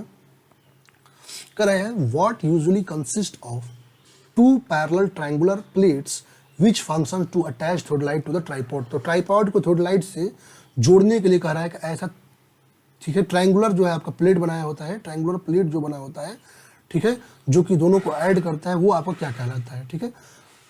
लेवलिंग हेड कहलाता है, आपका लोअर प्लेट कहलाता है, ए फ्रेम कहलाता है या द प्लेट लेवल। अच्छा, लेवलिंग हेड की बात करते हैं तो ये आपका दो पैरेलल प्लेट्स, ठीक है, ये आपका कंसिस्ट होता है किसका, टू पैरेलल प्लेट्स जो कि आपका सेपरेट होते हैं 3 लेवलिंग स्क्रू से, ठीक है। जिसमें से अपर प्लेट जो होती है उसको हम ट्राइवेज के नाम से जानते हैं और जो लोअर प्लेट होता है उसको हम ट्राइवेट के नाम से जानते हैं, ठीक है। और इसी के द्वारा हम अपने जो है ट्राइपॉड से उसको ऐड करते हैं, ठीक है। तो यहाँ पर बाकी आपको फिगर में सब कुछ देख सकते हैं, ठीक है। तो हमारा क्वेश्चन जो है वो क्या कह रहा है आपका, तो आपका वो होता है जो आपका ट्रायंगुलर प्लेट जो आपको कनेक्ट करता है, तो वो होता है आपका levelling head. Option number A is correct. बाकी सारी चीज़ें दे रखी हैं, आप लोग पीडीएफ में पढ़ सकते हैं।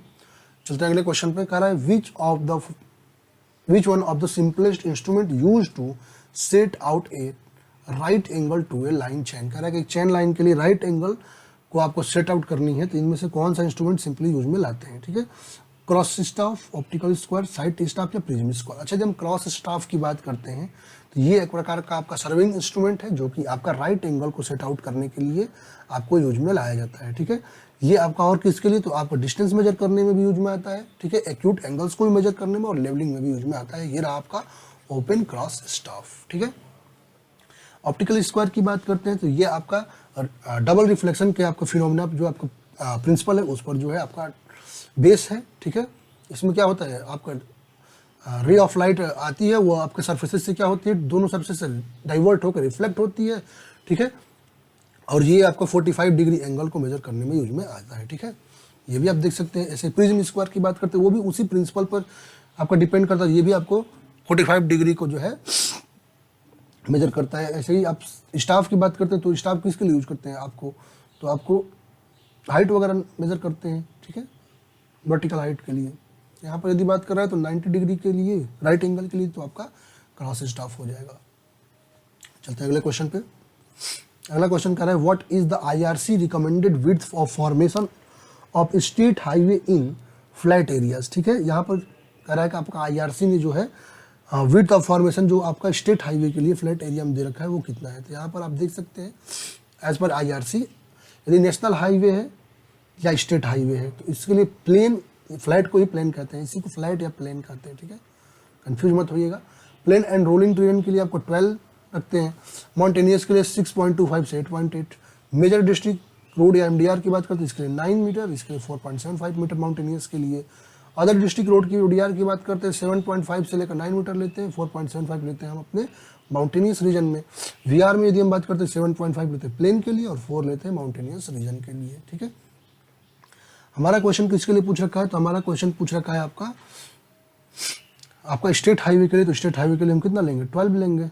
अब यहाँ पर दिक्कत क्या है कि ऑप्शन में जो है उसने ए दे रखा है 9.6 जो कि आपका गलत है, जो कि आपका MDR के लिए है। यदि हमारा स्टेट हाईवे के लिए बात करते हैं 12.2 वाला सही होगा। चलते हैं अगले क्वेश्चन पे। करें अगला क्वेश्चन आपका विच is the smallest water content eight which the soil is saturated. कह रहा है किस स्मॉलेस्ट वाटर कंटेंट पे आपका सॉइल जो है वो सेचुरेटेड हो जाती है। अच्छा, यहाँ पर यदि हम बात करते हैं तो कंसिस्टेंसी लिमिट्स दे रखी हैं जो कि अटरबर्ग ने 4 स्टेजेस में दी थी, जिसमें आपका सॉलिड स्टेज है, सेमी सॉलिड स्टेज है, प्लास्टिक स्टेज है और लिक्विड स्टेज है, ठीक है। अब इनकी बात करते हैं, ठीक है। यदि लिक्विड स्टेज क्या है, तो ये आपका मिनिमम वाटर कंटेंट है, जिसमें आपका सॉइल जो है फ्लो होने की टेंडेंसी रखता है, ठीक है। यहाँ पर स्मॉल शियर स्ट्रेंथ आपको देखने को मिलता है, जो कि आपका नेग्लिजिबल होता है, ठीक है। यदि हम लिक्विड लिमिट की बात करते हैं, तो यहाँ पर सॉइल जो है आपका base and wearing course of highway के लिए यदि हम बात करते हैं, तो वहाँ पर लिक्विड लिमिट 35% से ज़्यादा नहीं होनी चाहिए, ठीक है।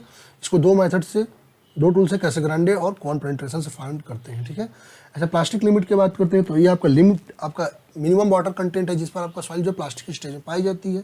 यहाँ पर प्लास्टिक स्टेज में शियर स्ट्रेंथ आपको लगभग 100 टाइम्स ऑफ लिक्विड स्ट्रेंथ देखने को मिलता है। ऐसे यदि हम बात करते हैं अपने, ठीक है, यदि हम बात करते हैं श्रिंकेज लिमिट की, तो ये आपका मिनिमम वाटर कंटेंट होता है, जिस पर आपका जो है सॉइल जो है कंप्लीटली सेचुरेटेड हो जाता है। यहाँ आपको मैक्सिमम वाटर कंटेंट, जिस पर आपके सॉइल में आपको फर्दर रिडक्शन जो है वो देखने को नहीं मिलता है, या आपका वॉल्यूम में डिक्रीमेंट देखने को नहीं मिलता है सॉइल सैंपल को, उसको कहते हैं श्रिंकेज लिमिट, ठीक है। तो वही क्वेश्चन पूछ रखा है आपका, जहाँ पर फुल्ली सेचुरेटेड हो जाता है वो आपका होता है श्रिंकेज लिमिट। तो option number A is correct. चलते हैं अगले क्वेश्चन पे। विच type of sand should only B use for making mortar. कह रहे हैं मोर्टार बनाने के लिए किस प्रकार का सैंड को यूज में लाते हैं, पीट सैंड, रिवर सैंड, और क्या दे रखा है आपका मिक्स सैंड या सी सैंड। अच्छा, पीट सैंड की यदि हम बात करते हैं, तो ये आपका सॉइल में पीट बना करके उसको ऑब्टेन करते हैं, इसको हम कोर्स सैंड के नाम से भी जानते हैं, ठीक है। ये आपको नेचुरल डिपॉजिट के द्वारा आपको मिलते हैं, ठीक है। ये आपको 2 से 3 मीटर अंडरग्राउंड आपके पाए जाते हैं, ठीक है। और इस प्रकार के जो है आपके सैंड जो है वो ही आपको जो है यूज में लाए जाते हैं आपको मोर्टार बनाने में, ठीक है। ऐसे ही रिवर सैंड की बात करते हैं, तो ये आपका रिवर जो बेड होती है वहाँ पर ऑब्टेन किए जाते हैं। इसका ऑलमोस्ट आपको कलर वाइट देखने को यहाँ पर देख सकते हैं मिलता है, ठीक है। ये आपको नेचुरल सैंड है और ये आपका फाइन राउंड ग्रेन्स द्वारा बने होते हैं, ठीक है। ऐसे यदि हम बात करते हैं सी सैंड की, तो ये सी शोर से आपको मिलता है, इनका कलर आपको लाइट ब्राउन देखने को मिलता है, ठीक है। ये फाइन राउंडेड ग्रेन्स के रूप में देखने को मिलते हैं, ठीक है। यहाँ पर हमारा क्वेश्चन क्या कह रहा है कि कौन सा जो है आपका मोर्टार में यूज होता है, तो वो आपका पीट सैंड यूज होता है। Option number A is correct. चलते हैं अगले क्वेश्चन पे। करें identify one of the laboratory methods used for the determination of mass density of soil. करें सॉइल के मास डेंसिटी को मेजरमेंट करने के लिए कौन से लेबोरेटरी मेथड को यूज में लाया जाता है। सो यदि हम बात करते हैं 2 मेथड, एक तो हमारा फील्ड मेथड होता है, एक लेबोरेटरी मेथड होता है। यदि हम बात करते हैं अपने सॉइल की मेजरमेंट के लिए किन किन मेथड को यूज में लाते हैं, तो उसमें कोर कटर मेथड है, या तो फील्ड मेथड है, ठीक है, सैंड डिप्लेसमेंट मेथड है, वाटर डिप्लेसमेंट मेथड है, सबमर्ज्ड मास डेंसिटी मेथड है, आपका rubber balloon test, gamma ray method. यदि सबमर्ज्ड मास डेंसिटी मेथड की यदि हम बात करते हैं, तो ये क्या है आपका, ये आपका एक लैब मेथड है, ये आपका लैब मेथड है, ठीक है। बाकी और मेथड्स के बारे में आप देख सकते हैं यहाँ पर दे रखा है। यदि कोर कटर मेथड की बात करते हैं, तो ये क्या है आपका एक फील्ड मेथड होता है, जो कि आपका सूटेबल किसके लिए होता है, तो सॉफ्ट फाइन ग्रेन सॉइल के लिए या क्ले के लिए आपको यूज में, या आपको स्टोनी सॉइल के लिए यूज में नहीं लाया जाता है, ये भी आप देख सकते हैं। ऐसे ही सैंड रिप्लेसमेंट मेथड की बात करते हैं, तो ये क्या है आपका एक फील्ड मेथड है, जो कि आपको सूटेबल होता है किसके लिए, gravel, Sandy and dry soil के लिए। वाटर डिस्प्लेसमेंट मेथड की बात करते हैं, तो ये आपका एक लैब मेथड है, ठीक है, जो कि आपका कोहेसिव सॉइल्स के लिए यूज में लाया जाता है। सबमर्ज्ड डेंसिटी मेथड की बात करते हैं, तो ये आपको कोहेसिव सॉइल के लिए यूज में लाया जाता है, जो कि आपका एक लैब मेथड है। रबर बैलून मेथड की बात करते हैं, तो ये भी आपका एक फील्ड मेथड है, जो कि आपका सभी प्रकार के सॉइल्स के लिए सूटेबल होता है, लेकिन बहुत ज़्यादा एक्यूरेट नहीं होता है, ठीक है। तो इन सारे मेथड के बारे में आपको बता दिया। यहाँ पर कह रहा है कौन सा यहाँ पर जो है लेबोरेटरी मेथड है, सबमर्ज्ड मास डेंसिटी मेथड जो है हमारा क्या है आपको का लेबोरेटरी मेथड है। सही ऑप्शन क्या होगा, सबमर्ज्ड मास डेंसिटी मेथड। तो option number C is correct. चलते हैं अगले क्वेश्चन पे। कह रहे what is the remedial measure of creeping away of formation soil. कह रहा है सॉइल फॉर्मेशन में कह रहा है कि आपका यदि सॉइल क्रीप देखने को मिल रहा है और सॉइल दूर चलती जा रही है, तो उसके लिए हम सही करने के लिए इस रेमेडियल मेथड को यूज में लाएंगे, ठीक है। यहाँ पर different remedial methods different problems के लिए यहाँ पर डिस्कस कर रखी है। जैसे यदि इनएडिक्वेट आपको drainage due to high S या डर्टी बैलास्ट के द्वारा देखने को मिलता है, तो वहाँ पर हम क्या करते हैं रेमेडियल, तो वहाँ पर हम रेमेडी क्या करते हैं कि हम इंप्रूव कर देते हैं साइड ड्रेन को, साइड ड्रेनेज जो है उसको इंप्रूव कर देते हैं। कैसे, by lowering the cess and screen of ballast, ballast की स्क्रीनिंग करते हैं, उसके द्वारा हम साइड ड्रेनेज को लोअर जो अपना इंप्रूव करते हैं। यदि weakening of soil of formation top on contact with rain water, ऐसा रेन वाटर का सॉइल आपको टॉप फॉर्मेशन का जो है वीक हो रहा है, जब वहाँ पर मड पंपिंग देखने को मिलता है, तो उसके लिए हम डिफरेंट मेथड जैसे कटाइनेटिक बिटुमिनस का यूज कर सकते हैं। प्रोविजन ऑफ मूरम को हम जो है अपना मूरम का जो 20 से 30 मीटर डेप्थ तक मूरम लगा करके उसको सॉल्व कर सकते हैं, ठीक है। ऐसे ही आपका यदि आपका strength failure below ballast causing heaving up between sleepers, sleepers के बीच में आपका जो है स्ट्रेंथ फेल्योर देखने को मिलता है, तो उसके लिए हम प्रोविजन दे रखा है क्या 30 से 60 मीटर का हम डीप ब्लैंकेट जो है बैलास्ट के नीचे यूज कर सकते हैं, या हम सब बैलास्ट को भी यूज में ला सकते हैं। ठीक है। सीजनल वेरिएशन यदि मॉइस्चर कारण आ रहा है तो वहाँ पर ट्रीटमेंट हम लाइन के द्वारा कर सकते हैं, स्लरी के द्वारा कर सकते हैं, या मूरम के द्वारा कर सकते हैं। यदि आपका ग्रेजुअल सब्सिडेंस देखने को मिल रहा है लाइव लोड्स के कारण, तो वहाँ पर या इनएडिक्वेट यहाँ पर यदि आपका कॉम्पेक्शन इनिशियल कॉम्पेक्शन है तो आप सीमेंट ग्राउटिंग कर सकते हैं, बैलास्ट पॉकेट का यूज कर सकते हैं। तो ये सारी मेथड यूज में ला सकते हैं। यदि ग्रेजुअल कंसोलिडेशन आपको इम्बैक्टमेंट के नीचे देखने को मिल रहा है तो वहाँ पर हम क्या कर सकते हैं, तो लाइम पाइलिंग सब सॉइल में यूज कर सकते हैं, या सेंड ड्रेन को यूज कर सकते हैं सब सॉइल में। यदि creep of formation of soil, तो यहाँ पर हम ईजिंग ऑफ साइड स्लोप की ईजिंग से द्वारा इसको हम दूर कर सकते हैं। तो सही ऑप्शन क्या हो जाएगा यहाँ पर हो जाएगा ईजिंग ऑफ साइड स्लोप। तो ऑप्शन नंबर बी यहाँ पर करेक्ट हो जाएगा। चलते हैं अगले क्वेश्चन पे। अगला क्वेश्चन क्या कर रहा है आपका, dot denotes a mixture of fine soil particles and highly decompose organic matter. कारण कि इनमें से कौन सा जो है फाइन सॉइल पार्टिकल्स होता है जिसमें, और आपका जो है मिक्सचर फाइन सॉइल पार्टिकल और हाईली डिकम्पोज ऑर्गेनिक मैटर का। यदि मक सॉइल की बात करते हैं तो ये आपका मिक्सचर होता है किसका, ऑर्गेनिक सॉइल और आपका ब्लैक डिकम्पोज ऑर्गेनिक मैटर्स का। ठीक है। और पीट और मक दोनों मिलाकर क्या बनता है, क्यूमुलोज सॉइल बनता है। ये भी आपको पता है। ये क्या होते हैं, एक प्रकार के ऑर्गेनिक सॉइल होते हैं। और यहाँ पर आप देखेंगे तो यहाँ पर मॉन्ट मिनरल जो मिनरल है वो ज़्यादा क्वांटिटी में मिलती है, तो हाई आपको श्रिंकेज सॉइल देखने को यहाँ पर मिलेगी। ऐसे ही आपका मार्बल सॉइल है, ठीक है, जो कि आपका सेडिमेंट्री रॉक जो है उसका एक सेडिमेंट है, जो कि आपका क्ले और कैल्साइट का मिक्सचर होता है। ये भी आपका एक ऑर्गेनिक सॉइल ही है। लोएस की बात करते हैं तो आपका लोएस की यदि हम बात करते हैं, ठीक है, तो डस्ट वगैरह के कारण आपको लोइस, तो डिफरेंट सॉइल्स की पीछे ही मैंने बात कर ली, तो यहाँ बहुत ज़्यादा देखने वाला नहीं है। बाकी आप लोग पीडीएफ में देख सकते हैं। ठीक है। तो हाईली डिकम्पोज ऑर्गेनिक मैटर, तो ये आपका सही ऑप्शन क्या होगा, muck. So number D is correct. चलते हैं अगले क्वेश्चन पे। कह रहे which type of soil structure are mainly for coarse grain soil. कह रहा है कि इनमें से कौन सा सॉइल स्ट्रक्चर मेनली आपके कोर्स ग्रेन सॉइल में देखने को मिलता है। Dispersed structure, honeycomb structure, coarse grain skeleton, या फ्लोकुलेटेड स्ट्रक्चर। ठीक है। यानी हनीकम स्ट्रक्चर की यदि हम बात करते हैं, ठीक है, तो जो आपके कोर्स ग्रेन सॉइल होते हैं, जैसे आपका सैंडी सॉइल्स हो गए, वहाँ पर आपको हनीकम स्ट्रक्चर देखने को मिलता है। क्यों? क्योंकि वहाँ पर वाइड्स ज़्यादा होता है, तो इसे आपके जो पार्टिकल्स के बीच आपको स्पेस ज़्यादा देखने को मिलती है। तो और वहाँ पर, ठीक है, जो आपके पार्टिकल्स होते हैं वो इंडिविजुअल पार्टिकल टाइटली पैक्ड नहीं होते, तो वहाँ पर जो स्ट्रक्चर देखने को मिलता है वो हनीकम स्ट्रक्चर कुछ ऐसा देखने को आपको मिलेगा। डिस्पर्स स्ट्रक्चर की बात करते हैं तो ये आपको किसके कारण, ये आपको नेट रिपल्सिव फोर्सेस के कारण ये स्ट्रक्चर देखने को मिलता है। ठीक है। ये आपको क्ले वगैरह में देखने को मिलेगा। ठीक है। ऐसे ही फ्लोकुलेटेड स्ट्रक्चर की बात करते हैं, ये भी आपका जो है क्ले पार्टिकल्स होते हैं। ठीक है। जहाँ पर एज टू एज कनेक्शन होता है, यहाँ पर देखिए एज टू एज कनेक्शन देखने को मिलता है। ठीक है। ये होता है आपका फ्लोकुलेटेड स्ट्रक्चर। ये आपको अट्रैक्टिव फोर्सेस बिटवीन पार्टिकल्स के कारण ये फॉर्मेशन होता है। ठीक है। ऐसे ही कोर्स ग्रेन आपका जो स्केल्टन होता है, तो ये आपका जो लार्जर, जो आपका कोर्स ग्रेन सॉइल जो कि आपका लार्जर होते हैं as compare to fine grain soil, ठीक है, जिनका रेंज साइज ऑफ रेंज जो है 0.075 से लेकर 4.75 मिलीमीटर्स होता है, तो उनमें ये आपको देखने को स्ट्रक्चर मिलता है। ठीक है। हमारा क्वेश्चन क्या है आपका, तो किस प्रकार के सॉइल में जो है आपका कोर्स ग्रेन, अच्छा कोर्स ग्रेन पूछ रहा है कौन सा स्ट्रक्चर देखने को मिलेगा, तो वो आपका हनीकम स्ट्रक्चर देखने को मिलेगा। सही ऑप्शन बी। चलते हैं अगले क्वेश्चन पे। करें which method of estimate is adopted when external wall is one thickness and the interior walls having different thickness. अच्छा कह रहा है कि यदि आपका एक्सटीरियर वॉल का थिकनेस अलग आ रहा है और इंटीरियर वॉल का थिकनेस अलग आ रहा है, तो किस मेथड को एस्टिमेट के लिए यूज में लाएंगे, सेंटर लाइन मेथड को यूज में लाएंगे, या आपका partly centre line and partly cross wall method को लाएंगे, या आपको लॉन्ग वॉल मेथड, या partly long wall partly short wall method. अच्छा यदि हम बात करते हैं partly centre line and partly cross wall method का, इस मेथड को अडॉप्ट तब करते हैं जब आपका जो एक डायमेंशन अलग मिल रहा है वॉल का और एक डायमेंशन थिकनेस अलग मिल रहा है, दोनों थिकनेस अलग अलग मिल रहे हैं। ठीक है। अब इस केस में सेंटर लाइन मेथड कहाँ अप्लाई करेंगे, तो एक्सटर्नल वॉल्स के लिए, और long wall short wall method कहाँ यूज करेंगे, तो आपको इंटरनल वॉल्स के लिए। ठीक है। तो ये आपको ध्यान में रखना चाहिए।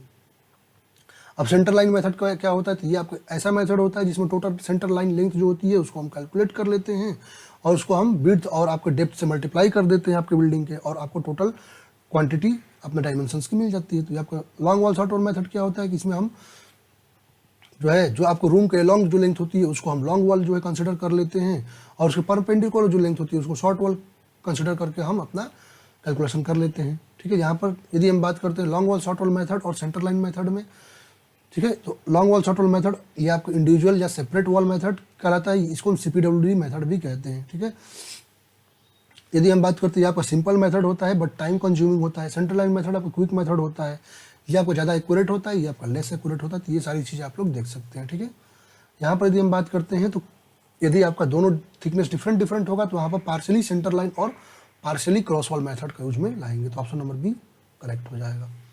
चलते हैं अगले क्वेश्चन पे। अगला क्वेश्चन कर रहा है identify an example of unstratified rock. यहाँ पर अनस्ट्रेटिफाइड रॉक का एक एग्जाम्पल आपको बताना है। अच्छा, यदि हम अपने रॉक्स की क्लासिफिकेशन करते हैं, ठीक है, तो 3 प्रकार से करते हैं। एक हमारा जियोलॉजिकल क्लासिफिकेशन होता है, एक हमारा फिजिकल क्लासिफिकेशन और एक हमारा केमिकल क्लासिफिकेशन होता है। जियोलॉजिकल क्लासिफिकेशन की बात करते हैं तो उसमें सेडिमेंट्री रॉक आता है, इग्नियस रॉक आता है, मेटामॉर्फिक रॉक आता है। ठीक है, यदि हम बात करते हैं अपना फिजिकल क्लासिफिकेशन तो उसमें आपका स्ट्रेटिफाइड रॉक, अनस्ट्रेटिफाइड रॉक आता है और आपका फॉइलेटेड रॉक। क्वेश्चन हमारा किससे रिलेट कर रहा है, तो क्वेश्चन आपका अनस्ट्रेटिफाइड की बात कर। अच्छा, यदि हम बात करते हैं स्ट्रेटिफाइड रॉक तो ये ऐसे रॉक्स होते हैं जिनको हम क्या करते हैं, लेयर द्वारा काट सकते हैं। ठीक है, जो लेयर टू लेयर बने होते हैं जिनको इजीली कट कर सकते हैं, जैसे sandstone, limestone, slate, marble. Unstratified rock की बात करते हैं तो ये ऐसे रॉक होते हैं जिनको आप स्ट्रक्चर को बाई लेयर आप कट नहीं कर सकते इजीली। ठीक है, इनका जो स्ट्रक्चर क्रिस्टलाइन देखने को मिलता है और आपका डेंस आपको ग्रैनुलर टेक्सचर देखने को मिलता है। ठीक है, इनको केवल एक जो है बात करते हैं, जैसे इसमें आपका मेजोरिटी ऑफ इग्नियस रॉक होते हैं, सेडिमेंट्री रॉक्स जो है स्ट्रेटिफाइड में आते हैं। जैसे एग्जांपल की बात करते हैं तो आपका ग्रेनाइट है, मार्बल है, बसाल्ट है, ट्रैप है। ऐसे ही फॉइलेटेड रॉक्स की बात करते हैं तो ये आपका मेटामॉर्फिक रॉक्स होते हैं जो जनरली फॉइलेटेड रॉक्स होते हैं। ठीक है, ये आपका जो है एक ही केवल एक डायरेक्शन, एक डेफिनेट डायरेक्शन में क्या होते हैं, ये आपका स्प्लिट आउट हो सकते हैं। ठीक है, एक दूसरे के पैरेलली इसको कट नहीं कर सकते हैं। ऐसे यहाँ पर केमिकल क्लासिफिकेशन में कैल्सीरियस, आर्जिलेसियस, सिलिसियस, ये सारी चीज़ें आप लोग देख सकते हैं। तो कह रहा है कि इनमें से कौन सा एग्जाम्पल है आपको अनस्ट्रेटिफाइड का, तो ये हो जाएगा basalt. Option number A is correct. चलते हैं अगले क्वेश्चन पे। कह रहे हैं what is the rule of reduced bearing when WCB is between 90 degree and 180 degree. कह रहा है कि आपका यदि WCB जो होल सर्किल बेयरिंग 90 डिग्री से लेकर आपका 180 डिग्री तक है तो यहाँ पर कौन सा यहाँ पर रूल यूज में लाएगा। तो यहाँ पर डिफरेंट रूल देख सकते हैं। यहाँ पर यदि 0 से 90 डिग्री है तो आपका WCB में डायरेक्ट हम ले लेंगे वही जो एंगल दे रखा है। ठीक है, कोऑर्डिनेट नॉर्थ ईस्ट हो जाता है। ठीक है, ऐसे 90 से लेकर 180 डिग्री है तो 180 में से आपका माइनस कर दीजिए WCB को, तो आपको मिल जाएगा ये आपका साउथ ईस्ट क्वाड्रेंट में मिलेगा। यदि 180 डिग्री से आपका 270 डिग्री है तो WCB में से आप 180 डिग्री माइनस कर दीजिए, साउथ वेस्ट कोऑर्डिनेट मिलेगा। यदि 270 डिग्री से 360 डिग्री है तो 360 में से आप WCB को माइनस कर दीजिए, नॉर्थ वेस्ट क्वाड्रेंट में आपका आएगा। ठीक है, यहाँ पर सही ऑप्शन क्या हो जाएगा, तो 180 में से WCB को माइनस कर दीजिए, तो option number D is correct. चलते हैं अगले क्वेश्चन पे। अच्छा, ये सिमिलर क्वेश्चन आया था 26 और ये एकदम सिमिलर क्वेश्चन दे रखा है पेपर में, तो 2 क्वेश्चन एक ही जैसे इस पेपर में दे रखे हैं। कह रहा है identify one of the laboratory method used for the determination of mass density. आपको ऊपर बता दिया हूँ, सबमार्ज मास डेंसिटी मेथड आपका सही ऑप्शन हो जाएगा। 26 और 33 दोनों पेपर में एक ही क्वेश्चन दे रखा है। अगले क्वेश्चन पे आते हैं। कह रहा है विच soil component particles has average diameter smaller than 300 mm but can be retained in 80 mm ISU। तो कह रहा है कि अब कौन सा ऐसा जो सॉइल कंपोनेंट का पार्टिकल है जिसका average diameter smaller than 300 mm है, जो कि आपका लेकिन वो 80 mm से ऊपर आपको रोक सकते हैं। तो यदि हम कॉबल की बात करते हैं, कॉबल आपका सॉइल का ऐसा पार्टिकल होता है, ठीक है, जिसका एवरेज डायमीटर साइज जो है 300 mm होता है, बट ये 80 mm से ऊपर क्या रिटेन किया जाता है। बाकी आप यहाँ पर देख सकते हैं। ठीक है, यदि हम वेरी कोट सॉइल की बात करते हैं तो यहाँ पर बोल्डर साइज और कॉबल साइज आता है, जिसमें ग्रेटर देन 300 mm आपका बोल्डर साइज हो गया और 80 से लेकर के 300 mm तक आपका कोबल साइज हो गया। ऐसे ही हम कोर्स ग्रेन सॉइल की बात करते हैं, यहाँ पर ग्रेवल साइज की यदि हम बात करते हैं तो ये भी 2 प्रकार से कोर्स और फाइन में होता है। तो कोर्स की बात करते हैं 20 से 80 mm आता है, फाइन की बात करते हैं तो 4.75 से लेकर 20 mm आता है। सैंड साइज की ग्रेवल हो गया। आपका सैंड की बात करते हैं तो इसमें कोर्स सैंड आपको 2 से लेकर 4.75, मीडियम की बात करते हैं तो आपका 0.425 से लेकर 2 mm, और फाइन की बात करते हैं 0.75 से लेकर 4.25 mm तक। ऐसे ही फाइन सॉइल्स की बात करते हैं तो उसमें सिल्ट और क्ले आ जाएगा। सिल्ट आपको 0.002 से लेकर 0.075 mm तक, और उससे लेस होगा तो आपका क्ले हो जाएगा। तो पूरा यहाँ पर हमने साइज डिस्ट्रीब्यूशन आपको बता दिया। ठीक है, तो यहाँ पर सही ऑप्शन क्या होगा, cobble. Option number A is correct. चलते हैं अगले क्वेश्चन पे। अगला क्वेश्चन कह रहा है the process of taking levels on each side of main light at right angles to that line. कह रहा है कि आपका जो किस प्रोसेस में जो आपका ईच साइड पे जो आपका प्रत्येक साइड पे जो लेवल ले रहे हैं, ठीक है, वो मेन लाइन के राइट एंगल। आपको पता है जब हम क्रॉस लेवलिंग की बात करते हैं तो क्रॉस लेवलिंग में क्या करते हैं, ये ऐसा प्रोसेस होता है जिसमें ईच साइड की लेवलिंग जो हम किस पे लेते हैं, यहाँ पे देख सकते हैं इस लाइन के राइट एंगल पर लेते हैं, तो ये आपको कौन होता है, क्रॉस लेवलिंग होता है। ठीक है, ऐसे डिफरेंट टाइप ऑफ लेवलिंग यहाँ पर डिस्कस कर रखी है, तो आप लोग उनको भी पढ़ सकते हैं। हमारा क्वेश्चन किससे रिलेटेड है, तो क्रॉस लेवलिंग। सही ऑप्शन होगा क्या आपका, ऑप्शन नंबर ए। चलते हैं अगले क्वेश्चन पे। कह रहे हैं which pollutant is the major cause of reduced visibility. कह रहा है कि रिड्यूस्ड विजिबिलिटी के यहाँ पर कौन से पॉलिटेंट जो है मेजर कॉज करते हैं। सल्फर के ऑक्साइड है, नाइट्रोजन के हैं, कार्बन के हैं और PM 2.5।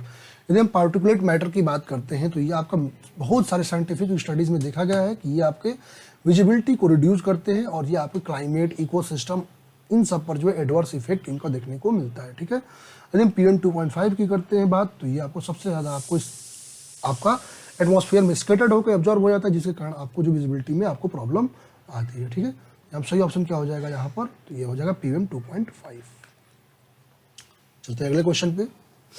अगला क्वेश्चन क्या कह रहा है, what is the recommended maximum value of super elevation under normal condition for broad gauge group A. कह रहा है कि आपका जो है सुपर एलिवेशन पूछ रहा है, maximum value of super elevation broad gauge के लिए ग्रुप ए में पूछ रखा है। सुपर एलिवेशन की यदि हम बात करते हैं तो जो आपका रेल का आउटर पोर्शन है और इनर पोर्शन के बीच का जो डिफरेंस है उसको हम क्या कहते हैं, आपका जो रेल का आउटर कर्व है इनर कर्व के बीच का जो डिस्टेंस आपका जो है डिफरेंस है उसको कहते हैं सुपर एलिवेशन। इसको हम कैंट के भी नाम से जानते हैं। ठीक है,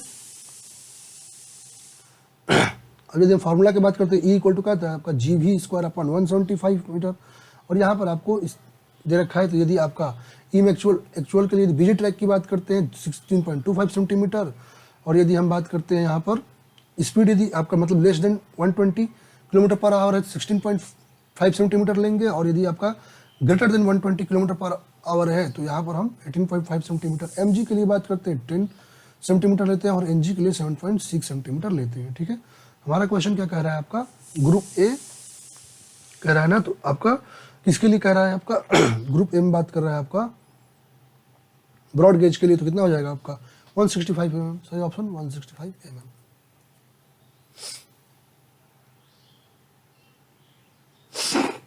ये आपको ग्रुप ए में।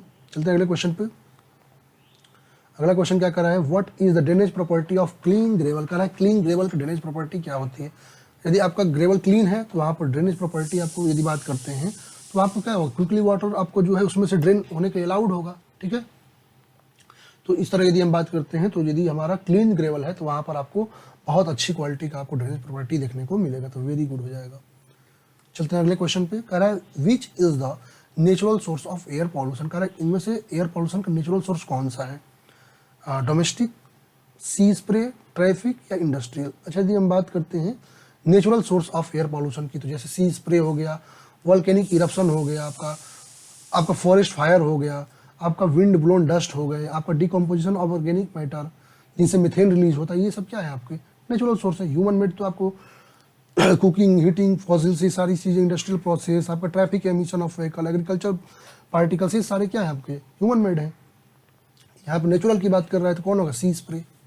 Option number B is correct. चलते हैं अगले क्वेश्चन पे। करें which method of adjusting a traverse is based on assumption that the error in linear measurements are proportional to under root L where L is the length of line. कह रहा है किस method जो आपका जो traverse का adjusting का method है कौन सा, अब इस एजम्पशन पर आपका बेस है मेथड जिसमें आपका एरर जो लीनियर मेजरमेंट का होता है वो डायरेक्टली प्रोपोर्शनल लेंथ के अंडर रूट के होता है। ठीक है, तो यदि हम बात करते हैं अपना बॉडी रूल की यदि हम बात करते हैं तो ये आपका एक ऐसा मेथड होता है जिसमें error in linear measurement is proportional to under root of length, और यदि बात करते हैं एरर इन एंगुलर मेजरमेंट की बात करते हैं तो ये रेसिप्रोकल होता है अंडर रूट ऑफ लेंथ के। तो यहाँ पर आप देख सकते हैं दोनों चीज़ें, कौन सा होगा आपका body rule. Option number D is correct. चलते हैं अगले क्वेश्चन पे। अगला क्वेश्चन करा the general manufacturing waste water is generally classified as.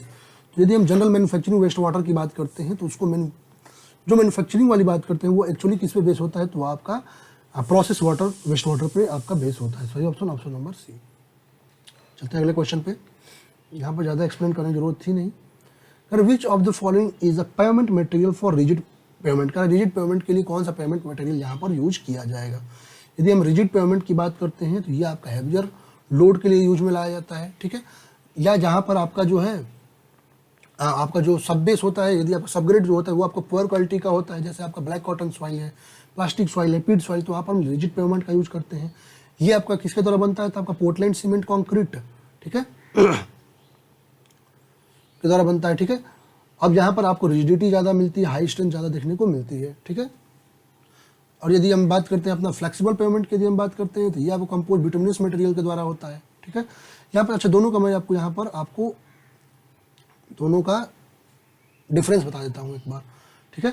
यदि मटेरियल्स की बात करते हैं तो रिजिड पेमेंट में हम पोर्टलैंड सीमेंट पीसीसी का यूज करते हैं, फ्लेक्सिबल में बिटुमिनस मटेरियल का यूज करते हैं।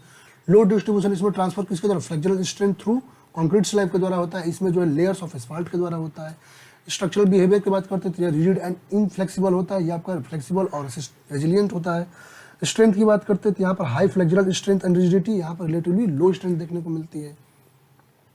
कंस्ट्रक्शन की बात करते हैं तो आपका कंक्रीट स्लैब के द्वारा बनता है, ये आपका मल्टीपल स्पाल्ट लेयर्स के द्वारा बनता है। मेंटेनेंस की बात करते हैं यहाँ पर लेस सस्पेक्टेबल टू डिफॉर्मेशन, यहाँ पर एक्सपीरियंस डिफॉर्मेशन, यहाँ पर रटिंग वगैरह डिफॉर्मेशन देखने को मिलता है।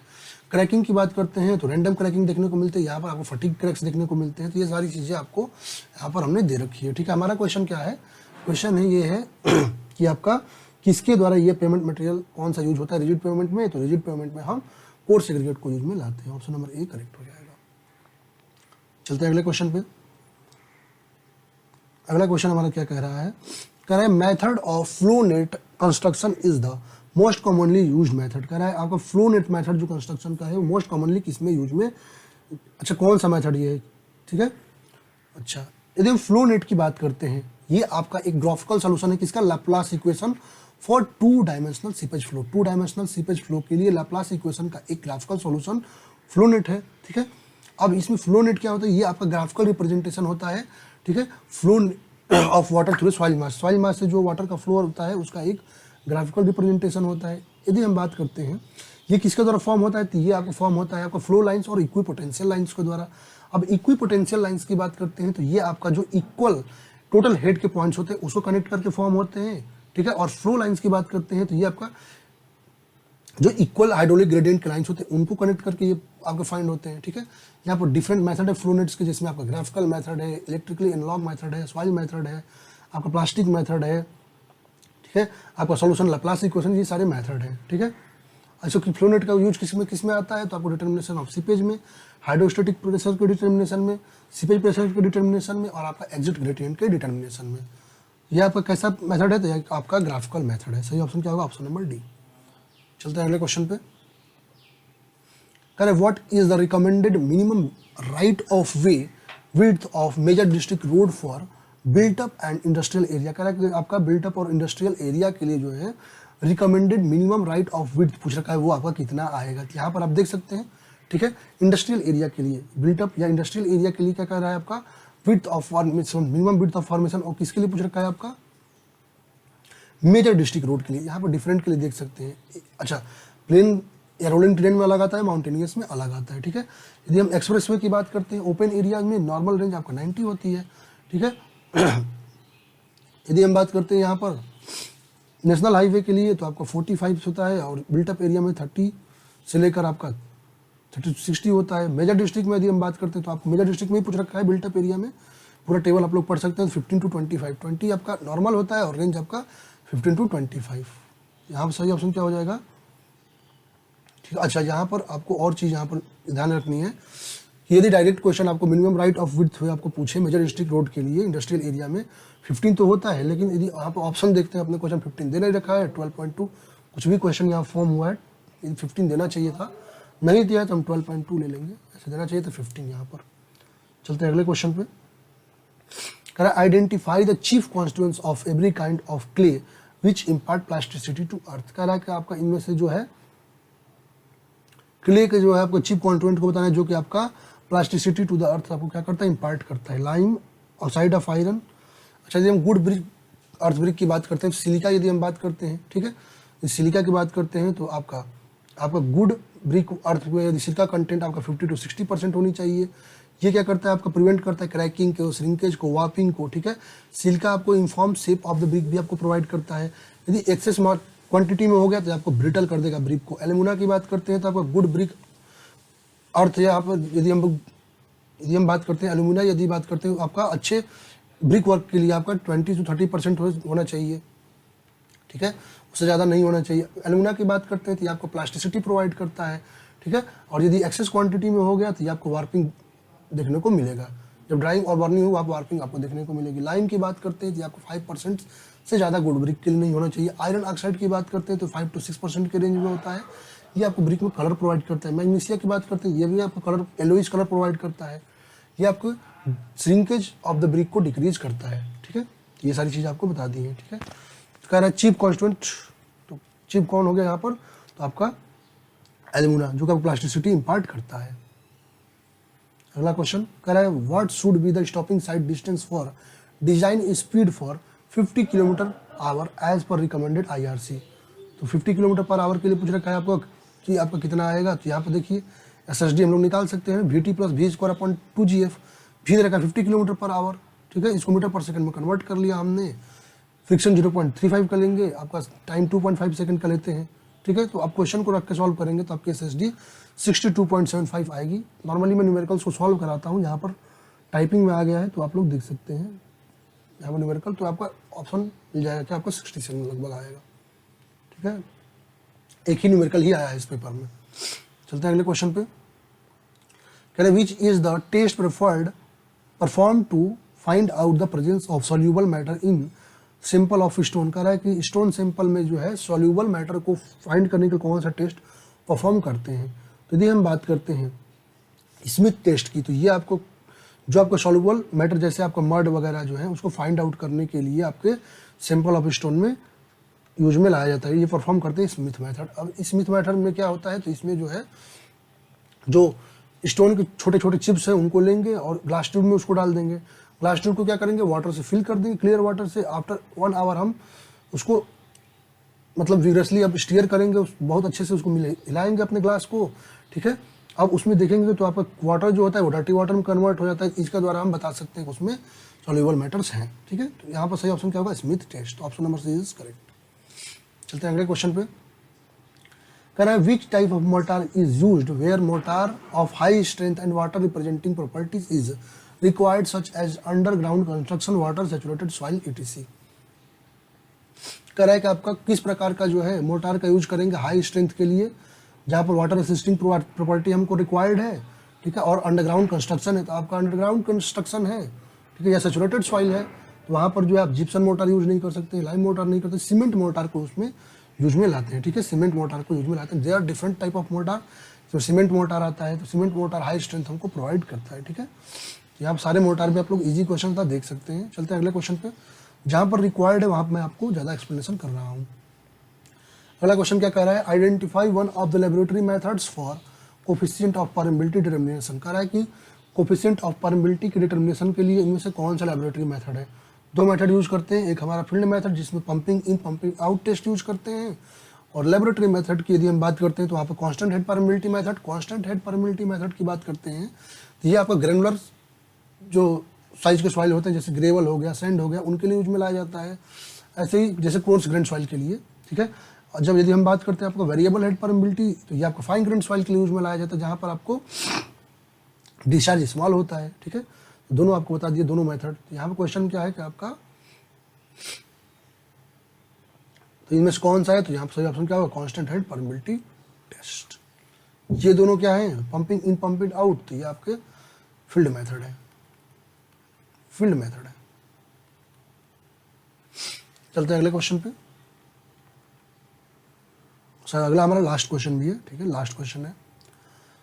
करें which of the following apparatus is required to determine water absorption of coarse aggregate. करें कोर्स एग्रीगेट का वाटर जो आपका एब्जॉर्प्शन है उसको डिटरमाइन करने के कौन सा apparatus यूज में लाएंगे।